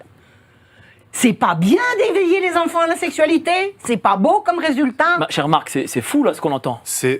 Finalement, c'est dans la suite logique de toute cette hyper-sexualisation, hyper-émotion, destruction de nos repères, de l'innocence des enfants. Et c'est ça qui est terrible. Et sous couvert de protection des enfants. C'est ça qui est merveilleux, c'est que c'est le monde à l'envers. Exactement. C'est que pour protéger les enfants, on va les exposer aux dangers préalables pour éviter qu'ils soient exposés malgré eux. Et donc ma question, c'est comment protège-t-on les enfants ? Est-ce que c'est comme ça qu'on protège les enfants ? Est-ce que c'est comme dans un reportage Nexus qu'on avait diffusé en 2023 déjà, avec des propos que l'on a remontés de l'association des Mamans Louves et SOS Éducation. Est-ce qu'en apprenant aux enfants, donc ça c'est dans une école de Saint-Étienne, une infirmière d'un établissement dont on n'a pas dit le nom, en CM2, des élèves qui sont confrontés à des propos, voilà, pour le plaisir, une fille suce le pénis du garçon. Voilà, ça c'est les propos qui ont été remontés à des parents et qui sont allés alerter ces 2 associations. C'est quoi ça C'est-à-dire c'est le professeur une infirmière, c'est une infirmière de l'établissement qui va sensibiliser les enfants avec ce genre de propos. Le garçon suce le vagin de la fille et peut avaler quelque chose. Voilà, à des élèves de CM2. Je vous passe le reste des propos, c'est complètement scandaleux. Mais ça se passe en France et c'est des élèves de CM2. Bientôt, ça se trouve, c'est encore des jeunes enfants encore plus jeunes, bientôt qui seront confrontés à ça. Tout ça pourquoi ? Parce qu'on va les confronter à ce genre de propos pour qu'ils puissent eux-mêmes se responsabiliser. Donc ça c'est la stratégie, c'est-à-dire qu'on va mettre l'enfant au cœur de sa responsabilité de se protéger face à des abus. Et donc, on l'expose à la réalité crue que la sexualité des adultes impose. Est-ce que c'est comme ça qu'on protège les enfants ? Est-ce que dans un pays où on veut éviter que des pédophiles s'attaquent à des enfants ou que des enfants subissent des agressions incestuelles, est-ce que c'est pas plutôt envers les coupables ? Ou envers les responsables de ce genre de pratiques qu'il faut sévir. Et ça pose vraiment question de savoir pourquoi cette idéologie se répand autant. Quand on voit l'OMS qui préconise l'éducation complète à la sexualité dès l'âge de 5 ans, je vous en avais parlé déjà il y a quelques semaines, quelques mois, quand il y a des tableaux qui circulent un peu partout dans les établissements, dont celui-ci, donc de 0 à 4 ans, ça c'est des tableaux donc, tirés des préconisations officielles de l'OMS. Donc de 0 à 4 ans, le plaisir et la satisfaction liés au toucher de son propre corps, la masturbation enfantine précoce. Donc ça c'est dans l'information, informer l'enfant sur ces pratiques-là. La tendresse et le contact physique comme une expression de l'amour et de l'affection. Est-ce que c'est pas la porte ouverte à la pédophilie légalisée ? C'est-à-dire, est-ce que l'enfant, finalement, va être encore plus protégé lorsqu'on lui associera tendresse et amour avec toucher et sexualité ? C'est vraiment le monde à l'envers. Là, vraiment, on permet à des gens pervers de pratiquer leur perversion en toute impunité, puisque l'enfant sera au courant. s'il ne donne pas une claire remarque sur son consentement, du coup, on va tacitement sous-entendre qu'il est consentant. Et c'est un rapport, je me réfère à un rapport de SOS Éducation, qui a parfaitement souligné cela, c'est-à-dire que dans son rapport, lorsqu'il parle de ce dont je vous ai parlé juste avant, c'est-à-dire que l'enfant doit être responsable de sa propre sexualité. Mais si un enfant, même averti, comme souligne dans ce rapport des SOS Éducation, sera dans l'impossibilité de s'opposer à un adulte déterminé, est-ce qu'il ne se sentira pas coupable de n'avoir pu s'interposer et s'opposer à cela? Et est-ce que du coup, on n'est pas en train de responsabiliser les enfants à leur propre protection, alors qu'il faudrait plutôt responsabiliser la société à tous les messages hypersexuels, à toutes les stimulations hypersexuelles qui sévissent et qui maintenant touchent des jeunes. Bon, là, j'étais complètement choqué de ce que vous disiez à l'instant, Marion, sur les viols à partir de 5 ans dans des maternelles. C'est-à-dire qu'il n'y a plus de limite. On voit sur TikTok maintenant le soft porn, donc le porno soft, des jeunes adolescentes. Cette tendance, parce que ça fait des millions de vues, Oui. de jeunes filles, de jeunes adolescentes qui exhibent dans des danses ou des choses un petit peu érotiques, pas totalement dénudées, mais dans des comportements très sexualisés. Des vidéos avec des musiques qui mettent en scène une danse ou des choses de cet ordre-là et qui vont recueillir énormément d'abonnements. Et l'algorithme met en avant ça. Évidemment. Et moi qui n'ai jamais été sur TikTok, mais qui y vais depuis peu pour le média Nexus, qui regarde un petit peu cette nouvelle plateforme qui est complètement déjà, je pense, très dangereuse pour l'aspect cognitif, puisqu'on va jouer sur la stimulation à court terme, la libération de dopamine. Et il suffit de taper quelques mots-clés, parce qu'au moment où on me l'avait dit, j'y croyais pas. Donc, je me suis dit non, le soft porn quand même, c'est sur des sites pour adultes. Non, c'est sur TikTok, il suffit de taper quelques mots-clles. On trouve tout de suite des vidéos très très bien référencées, avec tout type de jeunes filles, sur tous les continents, qui se mettent en avant dans des comportements très sexualisés. Et sans même les chercher. Sans même les chercher, et qui vont avoir énormément de gens qui vont les suivre. Et qu'est-ce que ça génère derrière ? Ça génère une banalisation de l'hypersexualisation des enfants. Et quand on voit dans ce pays, la France, 3e pays hébergeur d'images Ça faut le dire, ça faut toujours le dire. pédocriminelles dans le monde, 3e pays hébergeur selon Hébergeur et consommateur. Et consommateur selon l'association Point Contact. Donc ça, c'était en 2019. Plus de 11 000 URL avec des milliers d'images d'enfants de moins de 13 ans. Il y a énormément de pédophiles dans ce pays. Est-ce qu'on a besoin de leur rendre la vie facile en banalisant la pseudo-sexualisation des enfants et en permettant ça? Est-ce qu'il ne vaut pas mieux s'attaquer aux plateformes comme TikTok et à ces contenus pour préserver les enfants plutôt que de les abreuver de contenus sexuels, comme je vous ai montré là dans cet établissement? Donc ça, c'était à Saint-Étienne. Voilà. Ça, c'est ce que des enfants entendent à Saint-Étienne, mais un peu partout. Nous, on a énormément de témoignages partout en France de parents qui se plaignent de ce que leurs enfants entendent. Cher Jean-Maxime, c'est quand même fou tout ce qu'on entend là autour de la table. C'est fou, et c'est surtout l'art de rendre complexe et extraordinairement confus un sujet qui ne devrait pas l'être, c'est-à-dire rendre malsain quelque chose qui devrait être sain si c'était correctement enseigné. Mais je fais plusieurs connexions. On a parlé tout à l'heure, si j'avais demandé la date, c'est que 1957, c'est le tournant post-industriel aux États-Unis. À partir de ce tournant post-industriel, on a une dynamique de destruction sociétale pour maquiller une destruction économique des États-Unis. Et ça s'est aggravé à partir de Johnson, après l'assassinat de Kennedy, ce qu'on appelait la nouvelle société à l'époque, c'est-à-dire qu'on a formé plus de sociologues que d'ingénieurs, et on a fait passer ceux qui étaient contre ça pour des vilains réactionnaires. Et ça a été le début de la contre-culture en tant que méga mouvement subversif universitaire. Et si on relie les points, il y a une claire connexion. Quand on a parlé tout à l'heure de la façon dont la CIA censurait le scandale en Allemagne, donc ça, dans les années 70 par la suite, alors que la CIA, à la même époque, à la fois était chargée du contrôle de l'or pour éviter qu'on voit que le dollar ne valait plus rien, dans les années 70, et parallèlement, également, la CIA, à partir de 1975, a été épurée de ses éléments patriotes pour être de plus en plus subversive. Ça, c'est la première connexion intéressante. Parallèlement, dans les universités américaines, cette culture universitaire, cette culture délibérée de la décadence, surfant sur des éléments dont vous parliez tout à l'heure, c'était hyper intéressant en fait, parce qu'il y a une base à l'origine. C'est-à-dire que dans les milieux un peu trop religieux, il y a souvent quelque chose de... les parents sont souvent mal à l'aise à bien appréhender la sexualité, même découverte par accident. Des petites filles qui, par complètement hasard, se retrouvent à se faire jouir toutes seules en se frottant contre un nounours, ça arrive, ça peut arriver. Mais bien souvent dans les milieux tradis, notamment catholiques, mais qu'on parle aussi des juifs, il y a eu un scandale Yeshiva à New York, qui a été assez énorme. Les catholiques ont bon dos, quoi. Et donc, très souvent, parce que mauvaise contrition catholique notamment, ou mauvaise contrition de certaines visions religieuses exagérément dans la contrition et dans le bridage de la sexualité, les parents ne savent pas parler aux enfants. Donc les enfants se sentent coupables, ou alors les parents disent « Ah, c'est sale », ou alors c'est l'œuvre du diable, et ça traumatise pendant longtemps.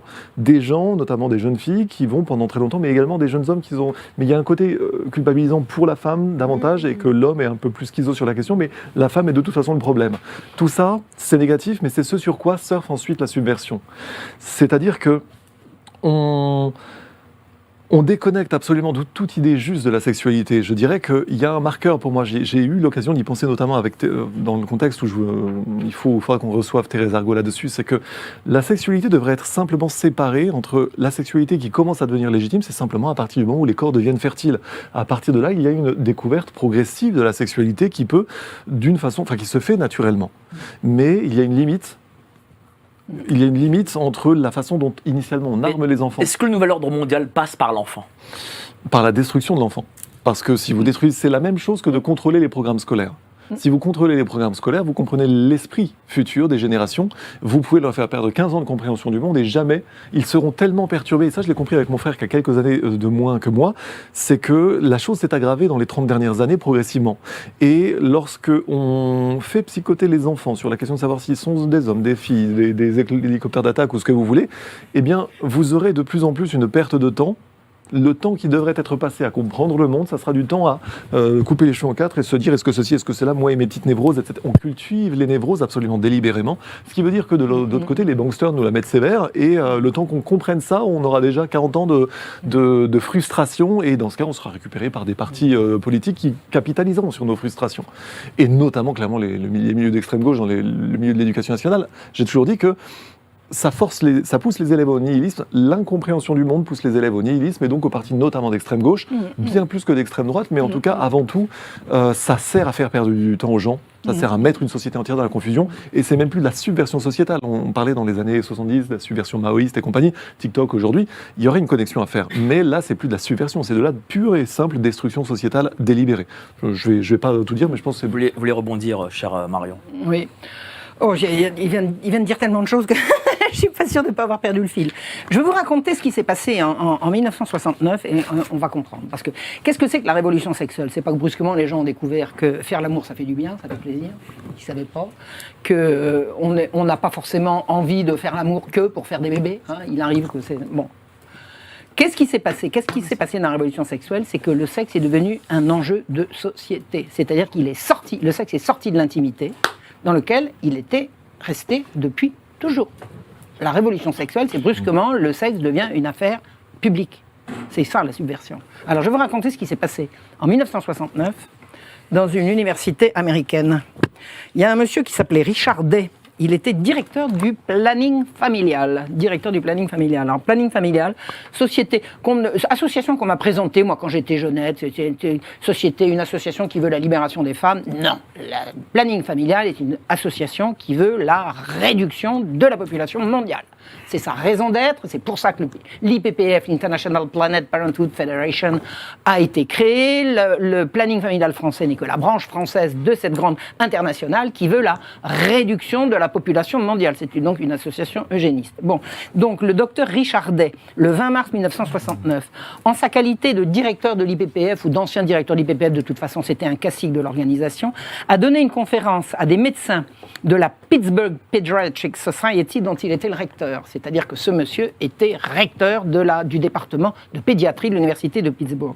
Et il faisait régulièrement des rencontres avec, pas que lui, enfin je veux dire régulièrement, vous aviez voyez, il privatisait un restaurant chic du coin, et puis on se retrouvait, on écoutait l'allocution de un tel et un tel. Et ce jour-là, le docteur Richardet, explication publique, il va leur dire des choses importantes et il leur demande de ne pas prendre de notes, s'il vous plaît. Vous rentrez les crayons. Ah bon? Qu'est-ce qui se passe? Il leur dit, écoutez, je vais vous dire quelque chose de tellement grave que je ne veux pas que ça se retourne contre moi. Mais je vais vous le dire quand même, parce que, relation de confiance, vous êtes... Mais alors, il y avait beaucoup de ces anciens étudiants, parmi les... à titre de confraternité, je vais vous expliquer ce qui est en train de se passer. Alors, comment il l'a su? Bon, c'est évident que c'est par l'IPPF, c'est par le planning familial. Ce type-là, pour avoir été directeur du planning familial, il faisait certainement partie de loges maçonniques, éventuellement, ou enfin, peu importe, il était dans les instances dirigeantes des gens qui peuvent décider ce genre de choses. Et il leur a expliqué, voilà, il va se passer des changements inouïs que vous n'imaginez pas. Mais ces changements, je ne vous annonce pas qu'ils vont éventuellement arriver, je vous annonce qu'ils sont en train de se dérouler et que plus rien ne pourra arrêter la machine. C'est la raison pour laquelle je vous en parle aujourd'hui, c'est que même si vous vendez la mèche, personne n'arrêtera ce qui vient. Et qu'est-ce qu'il raconte? Il dit... il faut réduire la population mondiale. La population mondiale s'accroît trop vite, et ça, ça fait un siècle à ce moment-là qu'on en parle. Il y avait Malthus au siècle précédent qui disait qu'il faut absolument réduire la population des pauvres. Les pauvres sont pauvres parce qu'ils font trop d'enfants. Ce qui est faux, c'est faux. Bon, ça a été démontré que c'était complètement faux, mais enfin, c'est un discours qui a tenu pendant un temps. Et le planning familial dit il faut absolument... Il y avait une militante, celle qui a créé le planning familial, elle s'appelait Margaret Sanger, elle disait il faut que les blancs riches puissent se reproduire et que les noirs pauvres arrêtent de le faire. Ça s'appelle l'eugénisme. Elle était raciste, elle était eugéniste, elle était absolument abominable et elle voulait qu'on empêche les pauvres de se reproduire. Et dans le programme qu'annonce le docteur Day ce jour-là, il dit on va mettre sur pied un permis de procréer. C'est-à-dire qu'on n'aura pas, dans la société qui se prépare, on n'aura pas le droit de faire des enfants sous prétexte qu'on en a envie ou qu'on en a les moyens. Si vous voulez faire des enfants, il faudra un permis. Pas plus de 2 par famille. 2 enfants par famille, les générations ne se renouvellent pas. Parce que comme il y a toujours des enfants qui n'arrivent pas à l'âge adulte et qui ne se reproduiront pas, 2 enfants par famille, ça ne reproduit pas les générations. Donc le but, c'est permis de procréer, accordé uniquement aux gens bien, alors les nègres et tous les bougnoules, là, hop, on leur... On évitera ces mots quand même. Voilà. Non, mais c'est oui, ça. non, parce que YouTube peut prendre ça au premier degré. Ah non. Donc c'est pour ça. Rabit. Voilà. Voilà. Donc, non, mais elle était d'un racisme absolument affolant, quoi. Elle disait que les nègres n'avaient pas à se reproduire. D'abord, ils se reproduisaient trop, puis maintenant, puis il fallait arrêter. Donc, elle dit... Alors, ce qui est important à savoir, c'est que l'idée, le discours selon lequel la population continue de croître trop rapidement est déjà à cette époque-là un mensonge. C'est faux. C'est faux. Il n'y a jamais eu d'explosion démographique comme celle qu'on nous a vendue. Moi, quand j'étais adolescente, au lycée, on me disait on se reproduit trop, on fait trop d'enfants, C'était pas vrai, c'était un mensonge. Donc, on instaurera un permis d'avoir des enfants, et comme on ne peut pas... Alors, il y a des gens qui ont dit on va détourner les gens de la sexualité. C'était l'idée de Malthus. Le pasteur Malthus, quand il disait il faut réduire la population, il disait il n'y a qu'à faire des mariages plus tard. Il n'y a qu'à pousser les gens à se marier plus tard, ils feront moins d'enfants. Bah oui, sauf que là, ils disent, attendez, on va pas empêcher les gens de faire l'amour parce que l'attraction est trop forte. Bah vous savez ce qu'on va faire? On va séparer la sexualité de la reproduction. Bingo, c'est parti. Et au moment où il le dit en 69, ça fait déjà 40 ans que ça dure. Que ça rentre dans les mœurs, que c'est justifié à droite, à gauche, etc. Enfin, le rapport Kinsey, c'était 20 ans avant. Oui, c'est ça, c'était 20 ans avant. Mais séparer la sexualité de la reproduction, ça va être le moyen de réduire la population. C'est-à-dire le sexe ne va servir qu'à se faire plaisir. Et pour faire des enfants, on fera des enfants en laboratoire. C'est-à-dire que ce n'est pas de la destruction de l'humanité, ça. Il faudra payer. Et il faudra payer. C'est la destruction de l'humanité. Le but de ces gens-là, c'est de nous détruire. Et la sexualité est devenue une affaire d'État, qu'elle n'a pas à être. Enfin, c'est quand même invraisemblable. Depuis que le monde est monde, les gens font l'amour, ils font des enfants, ça veut pas dire... Alors, vous savez, dans tous les discours de ces eugénistes, on disait « Et les femmes, avant, elles étaient terrorisées par l'idée des grossesses, etc. » Attendez, moi j'ai eu des grands-mères, j'ai eu des oncles, des tantes, et j'ai eu des histoires de famille. Terrorisées de quoi ? Mais les ménages heureux, ça a toujours existé. Et les Français, c'est intéressant parce qu'en histoire, on le voit, les Françaises ont toujours fait le nombre d'enfants qu'elles voulaient. Il n'y avait pas besoin de la pilule, il n'y avait pas besoin de l'avortement, il n'y avait pas besoin que l'État s'en mêle. Ça se faisait dans le secret des familles et personne ne s'en occupait. Brusquement, on a décidé qu'il fallait réduire la population. Pour réduire la population, on va séparer le sexe de la reproduction et on va faire du sexe une affaire d'État. Que ça n'a pas à être. Moi, ce que je réclame par rapport à la sexualité, et alors vous savez, quand on veut dire du mal d'une femme comme moi, on dit elle aime pas. Comment ça, vous en savez quoi d'abord ? Ça vous regarde ? D'abord, ça vous regarde ? Mais vous en savez quoi ? Vous avez essayé avec moi ?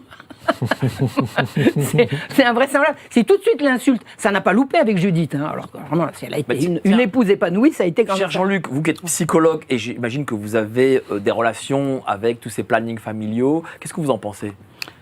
Alors, la difficulté je voulais rebondir sur ce qu'avait dit Marc Daoud concernant le fait qu'il fallait peut-être interdire, voir les plateformes, enfin les accès Internet comme TikTok et autres pour les adolescentes. Je pense qu'il y a aussi peut-être une démarche proactive à avoir peut-être en éduquant davantage les enfants. Donc, par rapport au planning familial et tout ça, ce qui compte, je crois que c'est vraiment, on a tendance à dédouaner les parents de l'éducation. L'éducation sexuelle, c'est d'abord les parents. Oui, c'est d'abord les parents. Et les parents, pour faire cette éducation... Aujourd'hui, Marion, elle est... c'est pas grave, mais je peux quand même développer. Mais permettez que je développe. Bien sûr que c'est les parents, mais justement, il ne faut pas s'en mêler. Bien sûr que c'est les parents. Allez, développez. Je suis d'accord avec vous. Déjà, je n'ai pas répondu sur Freud, alors que j'aurais beaucoup de choses à dire. Mais on le sait. Mais bon, j'ai pas envie de passer l'émission là-dessus. Mais non, mais allez-y. On en Dites fera pourquoi c'est les parents. C'est quand même dommage pour Et bien Freud. sûr que c'est les parents. Non, mais je défends pas Freud, mais... Non, mais dites pourquoi c'est les parents. Bien sûr que c'est les parents. C'est les parents. Et comme vous dites, l'État s'en mêle. Mais ce que je voulais dire, c'est que je veux revenir par exemple sur le cyberharcèlement avec des filles qui se dénudent. D'accord ? Ça, c'est hyper important. Elles sont accros aux vues, elles se dénudent, machin. Mais que font les parents là-dedans ? Il n'y a plus de contrôle. C'est-à-dire qu'elles ont un téléphone 24 heures sur 24 dans la main. Le téléphone chez les jeunes, alors je vais reparler de la foire du trône, vous allez voir, vous allez comprendre. J'étais surpris, ils sont sur des manèges à 10 mètres de haut, 15 mètres de haut, et ils ont le truc, ils se font un selfie. Je me dis, mais comment ils font pour faire ça ? Selfie, la tête en bas. Le téléphone ne quitte plus, il est greffé à la main. Moi, jamais je pourrais prendre mon téléphone sur un manège. Déjà, je m'accroche, quoi. Moi, j'aurais peur que le téléphone tombe. Le téléphone fait partie de leur vie, mais il fait partie de leurs mains, de leurs bras. Et ça, c'est hyper important parce que quand elles se retrouvent finalement à manger, vous avez vu au resto, je prends en photo ma pizza, je l'envoie. Mais pourquoi tu prends en photo ta pizza ? Tous les éléments de vie, et ça va jusqu'aux toilettes. Et donc finalement, le téléphone, qu'est-ce qu'il fait ? Il passe aussi sous la couette. C'est important. Il y a de plus en plus finalement de contenu sexualisé, mais par exemple les jeunes filles qui se dénudent, mais pour leur premier rapport et tout sexuel, il y a beaucoup de sextapes qui sont faits par les jeunes eux-mêmes. Mais justement, quand on est parent et on va pas avoir l'aide d'autrui pour ses enfants, qu'est-ce qu'on fait ? Qu'est-ce que vous faites avec une jeune fille de 12 ans qui a un téléphone ? Eh bien, vous contrôlez. Vous avez le droit de dire attends, tu vas sur quoi là ? TikTok, la fille, elle ouvre un compte. Vous savez ce que c'est quand on est sur TikTok ? On ouvre un compte. Quand on ouvre un compte, on met du contenu. C'est quoi ce contenu ? Fais voir, qu'est-ce que tu postes ? Je te vois là, c'est quoi cette petite danse, cette petite tenue ? Oh, tu m'enlèves ça tout de suite.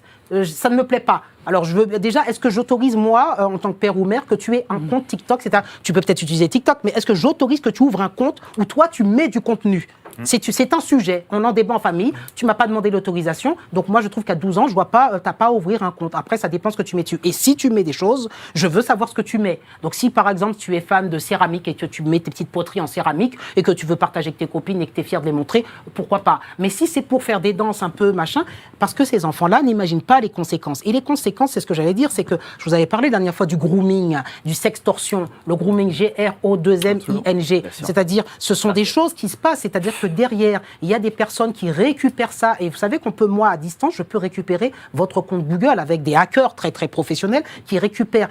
En fait, les contenus, c'est clair, des adolescentes sur le téléphone est hyper sexualisé. Vous avez 9 fois sur 10 des photos un peu légères et hautes, érotiques, de toutes les adolescentes et des garçons. Et donc, c'est facile, ils récupèrent ça et ils les vendent au plus offrant sur Internet. Et il y a des enfants qui se retrouvent avec leurs photos sur des sites un peu porno-érotiques sans le savoir et qui après se font harceler, c'est du chantage. Et d'ailleurs, les directeurs d'établissement ont de plus en plus... Alors, vous êtes d'accord ? Bon, les directeurs d'établissement, vous le savez, moi, justement, vous me demandez en tant que psychologue, il y a de plus en plus d'affaires, que ce soit judiciaires judiciaire ou scolaire où le directeur d'établissement se trouve dans une sorte d'arbitrage entre deux enfants qui se harcèlent parce que une fille, elle rentre en pleurs chez elle parce que tout le monde a vu des photos d'elle sur les réseaux sociaux qu'elle n'a pas voulu partager, mais elle les a partagées sur WhatsApp avec une copine. Et moi, j'ai déjà eu ces affaires-là très fréquemment. Et bah oui, mais Après, c'était du juste harcèlement scolaire. Voilà. Et après, les autres camarades en profitent pour dire, ben regarde, t'as montré ta photo, t'es qu'une prostituée, voilà, et compagnie. Et donc, moi-même au niveau, vous savez que je suis mandatée par le ministère de l'Intérieur pour aussi voir des cas de harcèlement et tout. Il m'arrive beaucoup qu'au cœur de ces histoires de harcèlement, il y ait du chantage autour de sextape, parce que juste pour terminer, c'est pas uniquement avoir le téléphone et se montrer en tenue légère, hein. C'est parfois pour le premier rapport sexuel, on se filme, on filme. Mais bien sûr, c'est-à-dire que le téléphone, je vous ai dit, il est dans tous les moments de la vie. J'ai envie de dire, si elles se filment pas tout juste quand elles sont en toilette, en train de faire leurs besoins. C'est-à-dire que pourquoi ces jeunes filles se filment? Bonne question. Dopamine. Eh bien, je vais vous dire, Dopamine. je vais vous répondre. C'est quoi, Il a dit côté dopamine. égo Et estime de soi. Il faut comprendre qu'à l'adolescence, c'est un âge très fragile où on est en train de se chercher au niveau de l'estime de soi. C'est-à-dire, on cherche à s'aimer, à être importante. Et qu'est-ce que c'est que tous ces likes? Ma copine, elle a 100 000 vues. Elle a 100 000 vues, c'est la star du lycée. Moi, j'ai pas de vues. Eh bien, je me dénude, j'ai des vues. Par exemple, moi, je veux montrer que j'ai mon premier rapport sexuel à 14 ans ou j'en sais rien. Parce que voilà, il faut que je monte. Il y a une sorte de compétition. Donc finalement, j'ai besoin d'une preuve. Tous les instants de la vie doivent être validés par le téléphone. C'est-à-dire, je filme une pizza, je la mange. Regardez, Je valide. cher Marion, voilà, le téléphone, ce nouvel outil, Voilà. Très compliqué. qui aussi pervertissent un peu nos nouvelles générations. Oui, absolument. Non, mais là, je suis tout à fait d'accord. Je suis tout à fait d'accord avec cette Et analyse. c'est l'éducation. Le problème, c'est que j'entends, alors je ne le prenais pas mal, mais la fille a 14 ans pour son premier rapport sexuel. Moi, quand j'avais 14 ans, on ne parlait pas de rapport sexuel. Je suis désolée, c'est On disait quoi Hein? Qu'est-ce qu'on faisait On parlait d'autre chose, bon sang de bonsoir. On racontait des gauloiseries, on faisait pas l'amour, on n'envisageait pas de le faire, on attendait l'amour. Mais l'amour, c'est exclu de toutes ces considérations-là. Le sexe a exclu l'amour. Le sexe a exclu les enfants et il a exclu l'amour. Moi, je prône pas ça, hein. Je suis d'accord avec vous. Hein. Je décris des faits. Non. Bon. Ce que je veux dire, c'est que si on veut véritablement sauver les enfants, et on ne sauvera pas l'humanité sans sauver les enfants, il faut rendre le sexe, il faut remettre le sexe à sa place, c'est-à-dire l'intimité. L'intimité. Le sexe n'a pas à être public, il n'a pas à être entrer dans des considérations publiques. Il faut que le sexe rentre dans l'intimité dans laquelle il s'est très bien trouvé pendant des générations. Comment on rentre le sexe dans l'intimité aujourd'hui avec tous ces iPhones? Eh ben on interdit. Ça, le problème. Éducation. Donc c'est les parents. C'est ce que je Mais remets. non, mais c'est les pouvoirs publics aussi. Pourquoi les pouvoirs publics? L'État est défaillant. Mais l'État est complètement... Il est complice. Je sais, est mais complice. les parents. Subversion. Alors attendez, mais bien sûr, mais les parents et les pouvoirs publics. Vous vous rendez En fait, compte? combien de temps les parents par jour Souvenez-vous, se consacrent d'abord, à ça? voilà, Les parents exactement. non, mais les Combien parents de galèrent minutes de par toutes jour les façons possibles. Les parents, Le coût de on la a vie mis les a- femmes au travail. On a mis les femmes au travail. On a mis les femmes au travail pour les libérer. Et Du coup, finalement, elles n'ont il faut plus deux la main sur les salaires enfants. pour faire vivre une famille, Voilà. alors qu'avant, un salaire suffit. Alors, je vais vous expliquer C'est ça. une chose. Au lendemain de la guerre, avec les allocations familiales, à partir de 2 enfants, une femme pouvait toucher l'équivalent d'un salaire ouvrier pour s'occuper de sa famille. 15 ans après, la même somme d'argent lui est donnée pour qu'elle aille travailler et qu'elle paye quelqu'un, qu'elle paye une nourrice ou qu'on mette ses enfants à la crèche. Donc, on a délibérément retiré les enfants aux familles. Et en plus, Cher Marc. on a précarisé le marché du travail, donc les gens ils doivent Absolument. travailler plus pour gagner moins, donc ce qui est Donc. complètement paradoxal. Et Oui. ce qui fait qu'aujourd'hui, les gens ont de moins en moins de temps déjà pour eux-mêmes. Mais oui. Donc ensuite, pour leurs enfants, j'ai envie de dire, c'est s'ils ont un peu le temps après les devoirs, Oui, les contingences quotidiennes, etc. Et finalement est venu se greffer dans le quotidien des gens et dans l'intimité. Et c'est ça le problème, c'est que ces outils technologiques ont brisé l'intimité. Avant, Internet, c'était dans un ordinateur fixe, c'était pas dans la poche. C'était un endroit et puis on puis, comptait il les fallait y heures. aller. Hein, Il que fallait y chaque aller. heure était décomptée. Oui. Aujourd'hui, cette technologie est devenue tellement démocratisée et tellement mobile qu'elle est dans la poche en illimité.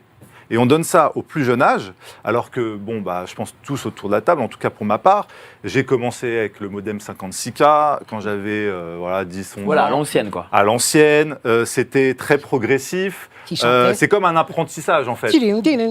Avec ce petit modem qui chantonnait et qui, une fois sur deux, ne fonctionnait Et pas. qui bloquait le téléphone. Et qui Fixe. bloquait le téléphone, ce qui fait qu'on avait très très peu de Oui, temps pour c'était l'un pouvoir ou l'autre. monopoliser, Voilà. c'était l'un ou l'autre, et ce qui fait qu'en fait, Internet, l'accès au monde extérieur était contraint. Aujourd'hui, c'est instantané, l'immédiateté, la dopamine, plus l'intimité qui est complètement brisée, et la course à la compétition, parce que la société de l'image est dans la télé-réalité, et dans toutes ces émissions TPMP et autres qui font la course à l'audience et à l'image et à la mise en scène de la compétition, fait que des enfants qui sont en perte de repères, voués à rester la plupart du temps seuls en attendant leurs parents qui rentrent du travail, et qui sont dans la recherche, comme tu disais Jean-Luc, d'appartenir à quelque chose, d'une identité, d'appartenir à un groupe.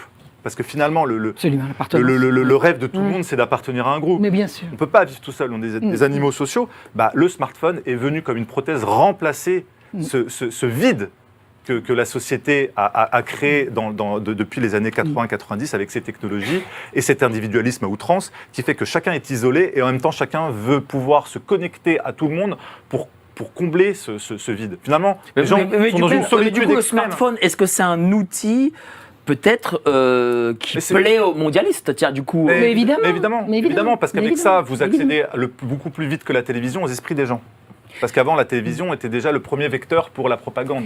Avant, c'était les journaux, et maintenant, c'est les écrans dans la poche, c'est le smartphone. Et avec ça, ils ont accès à votre attention à chaque seconde. Le but, comme disait, c'était qui l'ancien président de TF1 Le lait. Le but, c'est de vendre du temps de cerveau disponible. Il n'y a pas mieux que le smartphone pour vendre du temps de cerveau disponible. Alors, allez-y, 2 minutes après, je voudrais donner la parole à notre Jean-Maxime qui est venu avec un beau costume et qu'il faut montrer. Bon. Donc allez-y. Vous êtes au courant qu'un certain monsieur qui s'appelait Trump, je crois qu'il s'appelle toujours comme ça, à un moment donné, on l'a empêché de communiquer sur Twitter. Vous vous souvenez de ça ? Absolument.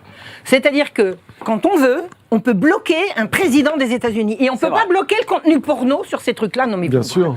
Moi, la Chine a bien bloqué TikTok. Je raconte ça à mon cheval, il me fiche une paire de claques. C'est-à-dire que moi, chaque fois que je mets, parce que je poste quand même j'ai posté pas mal de vidéos et de contenu sur Internet. Maintenant, j'ai fait récemment une vidéo qui s'appelle « De Malthus à la constitutionnalisation de l'avortement ». Ma vidéo a été... On a intercalé entre ma vidéo et les premiers commentaires, nous rappelons que le droit de l'avortement, gna gna gna gna gna gna gna, etc. C'est-à-dire que je n'ai pas le droit de parler de l'avortement sans que l'État, parce que c'est l'État, vienne interférer en rappelant la loi, etc. Ce qui est une forme d'avertissement. Marion, attention, va pas trop loin. Et on ne pourrait pas interdire le porno. On ne veut pas interdire le porno. Le porno, il fait partie de ce plan qui avait été raconté par le Dr Day. On va séparer la sexualité de la reproduction. Le sexe, on va le multiplier et on va le déconnecter de l'amour, du respect, de la personne et de la procréation. Et on y est. Pourquoi ? Parce qu'une fois qu'on est tous abrutis sur notre truc, et puis... Vous savez, qui est-ce qui disait c'est pas la peine de mettre des barbelés Solzhenitsyn. Solzhenitsyn, c'est pas la peine de mettre des barbelés si vous donnez du porno. Les gens seront accros. Elle a dit ça. C'est à propos du goulag, c'est ça ? Oui, on contrôle davantage les peuples par du porno que par des miradors, je crois, quelque chose comme ça. Il était en avance. L'idée... Il a tout compris. Alors l'idée est particulière parce qu'on déconnecte surtout le sexe de cette idée du sacré. Parce que le sexe, en fait, ésotériquement, est une voie d'élévation. Mais le sexe... Nous sommes en train de nous séparer de cette version sacrée de la sexualité qui était la base de l'Égypte ancienne, que l'on ne retrouve plus aujourd'hui que dans le tantrisme, alors que ça devrait être la base de ce que l'on nous enseigne. Oui, parce que lis l'évangile, tu verras que... nous permet, c'est une voie spirituelle d'élévation bien plus qu'un avilissement. En revanche, nous déconnectons absolument les humains de... C'est la même application que par rapport à Big Pharma. On déconnecte l'esprit du corps pour monnayer sans fin le corps. Ouais. On fait pareil, notamment avec la sexualité, parce que c'est le sujet sensible sur lequel, en réalité, très très peu de personnes sont capables de parler sainement du sexe, de la sexualité, d'une façon saine, et a fortiori, les parents, avec les enfants, la relation de confiance que l'on doit forger avec les enfants sur le temps long. Les parents, comme on disait, n'ont plus le temps, n'ont plus la mémoire vive et la disponibilité mentale, parce que entre l'usure qui nous en tue tous les jours, le règne de l'usure universelle et la pure destruction, le multiplié par 6 ou 7 le prix de la vie depuis l'avènement de l'euro, etc., l'euro n'étant qu'un prétexte. Reprenons la base, 1840, les Corn Laws, 1846, création du Financial Times, la voix de la City, pour nous expliquer que, non mais les prolos, on vient de détruire le niveau de vie de la paysannerie anglaise par des Corn Laws, par des lois sur le blé en Angleterre qui vont faire que le paysan, le blé acheté pas cher en Ukraine, on va détruire avec ça, on va sinistrer par dumping la paysannerie anglaise. Soudainement, les paysans anglais deviennent pauvres. Alors on développe quoi ? On développe une nouvelle théorie politique pour dire « Oh là là, vous savez, les pauvres, c'est terrible. S'ils sont trop nombreux, c'est qu'ils font trop de gamins. C'est pas du tout qu'on vient de les esquinter, de les ruiner financièrement, c'est vraiment qu'ils sont trop cons, ces pauvres. » Il y a pas une chanson comme ça ? Qu'est-ce qu'ils sont cons, ces pauvres ? Mathieu Côté, un truc comme ça. 1840, donc ce malthusianisme et ce néo-malthusianisme des années ensuite 70, cette obsession pour la dépopulation et le fait que la surpopulation, en fait, c'était, disons que c'est une manipulation, mais surtout on oublie qu'après la Seconde Guerre mondiale, l'Afrique était dramatiquement sous-peuplée. Il n'y avait même pas assez de gens pour développer l'Afrique. Après, il y a par contre eu une courbe vraiment excessivement de croissance excessive et exponentielle démographique de l'Afrique, mais à l'époque c'était sous-peuplé. Et Elliot, tout récemment, c'est Tucker Carlson j'en ai parlé dans l'émission de dimanche dernier, qui a interviewé un leader noir américain qui disait en substance la façon dont on oublie une chose, c'est que le combat des droits civiques aux États-Unis a détruit la plus grande réduction de la pauvreté dans l'histoire du monde, qui s'est passée aux États-Unis entre la fin de la Seconde Guerre mondiale et le début du mouvement des droits civiques. Les Noirs américains sont passés de quelque chose comme 70% de pauvreté à 35% de pauvreté. C'est-à-dire qu'il y avait un mouvement noir américain lettré avant les droits civiques et que c'est le mouvement des droits civiques qui a cassé ça pour créer de la lutte sociétale, intrasociétale, dresser les Noirs contre les Blancs, les roses fluo contre les châtains, ce que vous voulez. Là, on a un enchaînement à l'époque. Et on arrive à quoi aujourd'hui? Cette logique de dépopulation néo-malthusienne des années 70, avec le mémorandum NSSM 200 et compagnie, on a tout un enchaînement qui fait que, en fait, c'est pas une guerre contre uniquement les pauvres, c'est une guerre contre tous les gens intelligents qui menaceraient de comprendre que les mondialistes pensent comme des timbrés. C'est-à-dire comme des psychopathes qui ont une peur d'être découverts et qui pensent qu'en créant le maximum de disruption, de bordel sociétal autour d'eux, de faire par guerre spéciale s'affronter la société sans fin, eux ne vont pas être découverts dans leur usure universelle qui est à la base du mondialisme. Oui, mais justement, comment se fait-il, parce que les mondialistes, voilà, tu le dis toi-même, ils sont un peu dérangés, comment se fait-il que l'ensemble des peuples au moins occidentaux, ne s'érigent pas contre ne disent pas, voilà, nous ne voulons pas de ça. Moi, je ne vois pas beaucoup ça en France. Les Français n'ont pas arrêté de dire qu'ils étaient contre. Quand on a voulu supprimer la loi de 1920 qui interdisait, la loi de 1920, c'est une loi qui a été votée donc au lendemain de la Première Guerre mondiale, qui interdisait la propagande pour la contraception et l'avortement. On en a fait une loi qui interdisait la contraception et l'avortement. Comme ni l'un ni l'autre n'était courant, on ne pouvait pas interdire quelque chose qui se faisait sous le manteau. Donc, on a fait de la suppression de la loi de 1920, l'alpha et l'oméga de la libération, etc., etc. Mais qu'est-ce qui s'est passé? Les Français, ils étaient d'accord avec la loi de 1920. Ce que les Français faisaient dans l'intimité de leur ménage ne regardait personne et personne ne savait ce qui se passait. Donc, on a évolué en disant il faut absolument se libérer, mais on a libéré quoi? On a libéré que tout ce qui était de l'ordre de l'intime et qui fonctionnait très bien de l'ordre de l'intime est devenu public pour ensuite être totalement détourné. Ce que tu disais, Jean-Maxime, me semble tout à fait intéressant. Moi, j'ai conclu toutes mes conférences, la plupart de mes conférences sur le sujet, en disant il est temps que le sexe retourne là d'où il n'aurait jamais dû sortir, dans le domaine du couple, de l'intimité et du sacré. Absolument. Et tout ce qui fait sortir le sexe du couple, de l'intimité et du sacré, c'est diabolique. C'est diabolique. On n'a pas à enseigner aux gens à faire l'amour comment ils faisaient avant. Comment ils faisaient avant, bon sang? Comment ils faisaient avant? Alors, pour autant dire que tout se passait bien avant, je n'irai pas jusque-là. Par contre, pour la réponse à ce que je voulais dire, ce qui était important, c'est que les mondialistes nous recréent sans cesse. Pour ne pas être découverts, ils nous recréent sans cesse ce que j'appelle des idéologies déflectrices. C'est-à-dire, ils recréent sans cesse des diversions, des contre-feux sociétaux, de façon à toujours recréer un nouveau parti qui va s'opposer au précédent, tous qui menaceraient d'être traditionnalistes, parce que tradérer, transmettre, il ne faudrait surtout pas que les parents transmettent une vision saine de la sexualité aux enfants, sinon les enfants, voilà. Mais de l'autre côté, ce qui est très intéressant, c'est que un État défaillant donne monopole à des groupes étrangers qui en plus font de l'évasion fiscale, etc., la possibilité les parents sont ipso facto, sont automatiquement mis dans une logique où ce sont des vilains empêcheurs de se trémousser en rond sur TikTok. Exactement. Et ça, c'est redoutablement efficace. C'est l'actualisation de ce que faisaient les communistes en dressant les enfants contre les parents, d'une façon qui va, encore une fois, créer une disruption sociétale.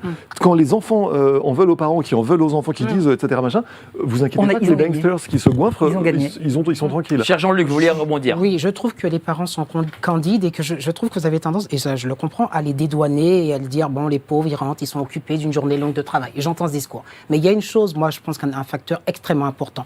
Il y a un problème avec l'autorité des parents. Et ce problème avec l'autorité des parents, c'est qu'aujourd'hui, ces parents n'osent plus poser des limites. On est donc, je vous dis, mon dada à l'éducation. Oui, mais on leur interdit de poser des limites. Attendez, parce que Jean-Luc a justement une expérience avec des parents, donc expliquez-nous un peu. C'est-à-dire que moi, la tablette, quand l'enfant veut l'avoir, moi j'ai des fois des enfants qui ont une tablette, qui ont 6-7 ans, on leur donne une tablette, il n'y a aucun contrôle et on ne peut pas enlever la tablette. C'est-à-dire que le parent peut dire, ah ben non, mais en fait, il s'est mal comporté. Ben vous enlevez la tablette? Ah mais il veut pas, il la lâche pas même à table, en train de manger, il n'y a pas de règles, il n'y a plus de règles qui sont interdites. C'est-à-dire qu'à un moment donné, c'est une réalité, le parent n'ose plus dire à l'enfant, cette tablette à table, c'est interdit. Et d'ailleurs, c'est moi qui contrôle ton temps d'utilisation. Je vois que tu passes des heures, tu fais pas tes devoirs. Cette tablette, pendant un temps, elle est suspendue. Et c'est un énorme problème. Quand aujourd'hui, vous disiez un enfant de 12 ans met des contenus sexuels, non seulement ils sont pas contrôlés, mais en plus, le parent ne lui interdit même plus l'usage de ce téléphone.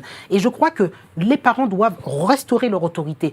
Je reprends le politique Jordan Bardella qui a fait son annonce et qui a dit les téléphones au lycée vont rester à l'entrée. Bon, j'attends de voir. Mais par exemple, c'est ce que j'attends d'un chef d'État. À un moment donné, stop. Bien sûr. Au collège, tout ça, les téléphones. Parce qu'après, les profs, vous savez comment ça se passe au niveau du rectorat. On n'ose pas, si jamais on dit quelque chose à un enfant, derrière, on a l'association de parents et tout. complètement. Donc, c'est le fameux pas de vague. Et une chaîne, exactement. Moi, j'attends un chef d'État qui dise maintenant, à partir de là, la règle elle est là. La le Chine l'a téléphone, fait. La Chine l'a fait. Voilà. Qui la Chine, oui. Ben, on À va nous interdire dire, oui, TikTok ben, on et va- à oui. obliger le jeu en réseau seulement 3 Voilà, heures, mais 2 heures le ça, dimanche ce soir. sont quoi? Mais la question Ça, des c'est quoi parents, C'est la question de revenez sur la question des l'autorité. parents, parce que vous avez Oui. des parents qui viennent à votre cabinet avec leurs enfants et qui vous disent non mais moi mon enfant c'est un peu un enfant roi, je ne peux pas lui dire ceci, cela. Qu'est-ce que vous leur dites à ces parents? Bien sûr, je les incite à reprendre un rôle d'autorité et je leur explique parce que, et c'est là qu'il faut faire le lien avec l'État et l'autorité, c'est qu'on les culpabilise. On leur Oui, fait croire oui, qu'être un oui. bon parent, c'est un parent permissif. Exactement. Donc une fois qu'on a passé mai 68 et compagnie, où l'enfant, finalement, que je vous ai déjà parlé de Dolto et tout ça, eh bien on a dit, désormais l'enfant a des désirs, il faut l'écouter, il faut l'entendre. J'entends que l'enfant a des désirs, j'entends qu'il faut l'écouter, mais l'enfant est un être, je le répète, qui n'est pas raisonnable. Si vous ne le limitez pas, il va passer des heures sur TikTok, il fera pas ses devoirs, il fera rien. Et les parents, lui, est culpabilisé avec on a même interdit le time-out, file dans ta chambre, le Conseil de l'Europe en a parlé, même si aujourd'hui il a rétropédalé. Je reviens, on va finalement dans l'éducation des parents, leur dire ce qu'ils ont à faire. Avant, le parent punissait sans se culpabiliser. Aujourd'hui, l'éducation est proscrite. C'est-à-dire que la punition est proscrite. C'est-à-dire que moi, C'est de la violence. quand j'écris des articles sur les réseaux sociaux où je loue les vertus de la punition, mais pas la punition vengeresse. Attention, la punition la punition éducative. éducative. Éducative. On ne peut pas éduquer sans punir. Mais bien sûr. Je me fais alors beaucoup de personnes me disent bravo, merci, enfin, machin, mais des personnes me désinguent en me disant mais vous êtes monstrueux, les enfants vont souffrir. Mais j'ai dit mais les enfants ne sont pas en sucre. Comment on faisait, nous? Exactement. Avant, C'est pas des vaches à voilà. absolument. Donc c'est très problématique cette éducation. Comment je pourrais lui donner un terme? Cette éducation un peu Positive. positive, voilà, merci. Cette éducation un peu chamallow, un peu souple au lait, où on comprend l'enfant, parce sinon il va devenir, sinon il va ça souffrir. arrive même Ça avec les- c'est problématique. Je suis entièrement d'accord La avec vous. sexualité. Non, c'est juste parce que l'éducation Marc, positive, et même après, maintenant, elle a Marion. contaminé l'éducation pour les chiens. Ah Il y a oui. beaucoup d'éducateurs maintenant canins qui disent on ne dit plus non à son chien. C'est fantastique, à son Marc. chiot. Mais bien sûr. Bien Et sûr. maintenant, on voit sur Internet énormément d'éducateurs qui font la promotion d'éducation positive. Il ne faut pas dire non, Ah non, c'est le chose. à l'animal. Mais c'est- L'éducation c'est- positive, On ne dit pas non. C'est-à-dire qu'on ne peut pas dire non, on ne peut pas Je poser savais une limite. pas que Si ça le avait- chien veut faire ça, il faut Mais lui c'est proposer terrible. autre chose. C'est Mais on ne terrible. peut pas. Oh là Mais- là là là. Cher Marion, Non, mais c'est quoi, créer des toute toutous, des bronzés. l'horreur de On peut ce pas système. parler. On a inventé les droits de l'enfant. Les droits de l'enfant, c'est le droit pour le système de retirer les enfants aux parents si l'enfant se plaint quelque part qu'à la maison, mon père, il ne veut pas. Si une fille arrive habillée comme une putain et que l'on père lui fait une remarque, eh ben, le père porte atteinte à ses droits sexuels, figurez-vous. Parce que les droits sexuels, maintenant, c'est reconnu partout. Et les droits sexuels, ça retire aux parents. Qu'est-ce que c'est que le droit à la fessée? C'est l'interdiction de la fessée. C'est l'interdiction faite aux parents d'exercer leur autorité. Alors là, je suis entièrement d'accord avec tout ce que vous venez de dire. Pourquoi est-ce que les parents n'exercent plus l'autorité? Parce qu'on leur interdit de le faire. On leur interdit par les droits de l'enfant, on leur interdit par les droits sexuels, on leur interdit par toute cette monstruosité d'immiscion de l'État dans les affaires intimes. Tout à fait. Alors, vraiment, si on veut sauver l'humanité, il faut effectivement permettre aux parents... Alors, rendre l'autorité aux parents, mais Tout ça à me fait. semble la première des choses. Ben oui. L'autorité au père, parce que maintenant, qu'est-ce qu'on entend? Ah bah oui. L'ennemi, c'est le père. Non, le père, c'est l'autorité. Il faut des politiques pour ça, des politiciens qui le Mais il faut- voilà. absolument, Qui incarnent des mais- images Des- fortes. Des Absolument. hommes d'État surtout. Hein? Des hommes d'État surtout. Des hommes d'État, c'est ça que je parle.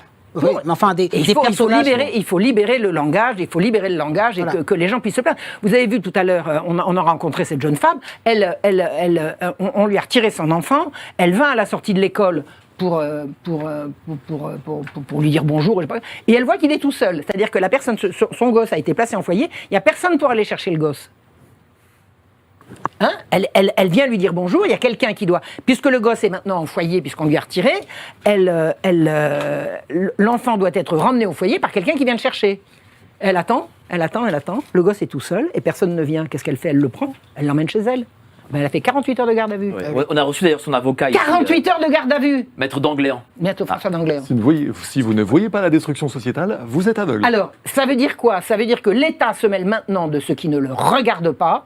Il faut remettre le sexe dans l'intimité, le couple et le sacré, et protéger entièrement les enfants de la sexualité. Ça se passera, ils feront leurs expériences avec leurs petits copains, où papa leur expliquera, ou maman leur expliquera, ou il leur expliquera pas, ils comprendront un jour. De toute façon, il est criminel de sexualiser les enfants avant que les hormones, d'une part, aient fonctionné, et même quand les hormones ont commencé à fonctionner, il y a un minimum de décence fait que ça n'a pas à entrer dans le domaine public. Alors, merci. Je voudrais, non, Allez-y, je voulais conclusion, revenir conclusion, à ce que, parce qu'on à ce que on a nous bientôt disions tout fini. à l'heure. Allez-y. Pourquoi est-ce que les gens se laissent faire là-dessus? Je vous expliquais la loi de 1920. Au moment où la loi de 1920 a été votée, tout le monde était d'accord. Tout le monde était d'accord. Et les années ont passé, toutes les tentatives qui ont été faites d'amener la libération sexuelle, tout ça, ça s'est toujours opposé à une espèce de résistance de la population qui ne voulait pas. Les communistes n'en voulaient pas, la gauche enfin les communistes n'en voulaient pas, le Parti communiste dans les années 50-60, c'était vraiment une puissance politique. Il ne voulait pas entendre parler de néo-multimédianisme et de contrôle des naissances. L'Église catholique n'en voulait pas, les familles n'en voulaient pas, les Français n'en voulaient pas. Eh ben on les a forcés. On les a forcés avec du mensonge, avec la presse s'y est mise, la presse féminine, la presse spécialisée, la télévision, la radio. Ça a été une campagne absolument monstrueuse qui a été méthodique, qui s'est faite année après année pour que finalement les gens finissent. Et vous savez comment on fait? On finit par faire accepter ça aux gens, on leur dit mais tout le monde le fait. Oui. On leur dit tout le monde le fait. Pas faux, c'est Ah pas bon? Conformisme. C'est le conformisme. Propagandaire.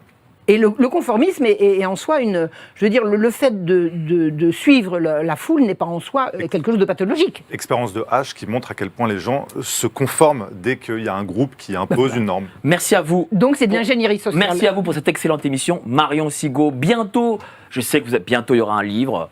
Quand est-ce qu'il sera publié, le prochain? Ah, il faudra d'abord que je le termine, je ne parle jamais de...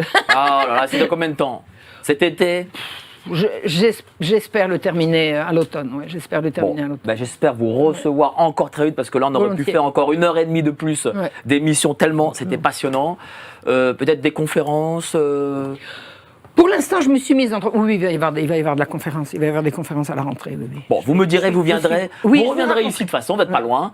Donc vous reviendrez. En tout cas, ça m'a fait très plaisir de vous avoir, chère Marion. Vous êtes ici tout le temps. Et ça me fait plaisir d'être en bonne compagnie. Pardon, alors je suis entièrement d'accord avec tout ce que vous avez dit. Ne vous inquiétez pas. Entièrement. Moi, je suis tranquille. Vous êtes ici toujours la bienvenue, chère Marion. Merci, Mike. Merci. Merci à vous, cher Jean-Luc Robert. Montrez-nous tous vos livres là, qui sont ici présents. Voilà, L'enfant et ses désirs insatiables. Vous pouvez retrouver... Je n'aime pas ces frites-là aussi. Voilà, vous pouvez retrouver Jean-Luc Robert aussi sur TikTok. Oui, voilà, où je vais reposter des petits bouts de cette émission. Ah, très bien. De nos fameux échanges. Merci. Voilà. Merci à vous, cher Jean-Luc. Marc Daoud, directeur de publication de Nexus, l'IA au cœur du totalitarisme. Ouais, voilà, ça arrive. On est vraiment dedans. Avec les JO 2024 à Paris, les caméras connectées, la vidéo algorithmique, les QR codes et, on va dire, le contrôle comportemental des citoyens, ça arrive et ça ne va pas s'arrêter puisqu'il y a un consortium français qui est en train d'œuvrer et qui va déployer tout l'écosystème numérique de l'identité numérique en 2025. Ça commence et à l'échelle de l'Union européenne aussi. Donc attention. Merci, cher Marc. Et Merci, enfin, notre immense Jean-Maxime Corneille, auteur de cet excellent bouquin État profond et guerre civile fabriquée. Attention aux superlatifs, c'est pas nécessaire. C'est un excellent bouquin, là, tout de suite. Non, mais moi personnellement, on ne parle pas de moi. Les idées, c'est important. C'est important, les idées fondamentales dont on parle, les modes opératoires et surtout apporter une valeur ajoutée qui permet de gagner du temps, en fait, de faire gagner du temps aux gens qui n'ont pas forcément le temps de... C'est pour ça que tu es ici éditorialiste, pour nous apporter la base tes idées. c'est ça. Merci à vous d'avoir été si nombreux, passez une excellente journée. Nous, on se retrouve demain soir, même endroit, même heure. Salut, ciao!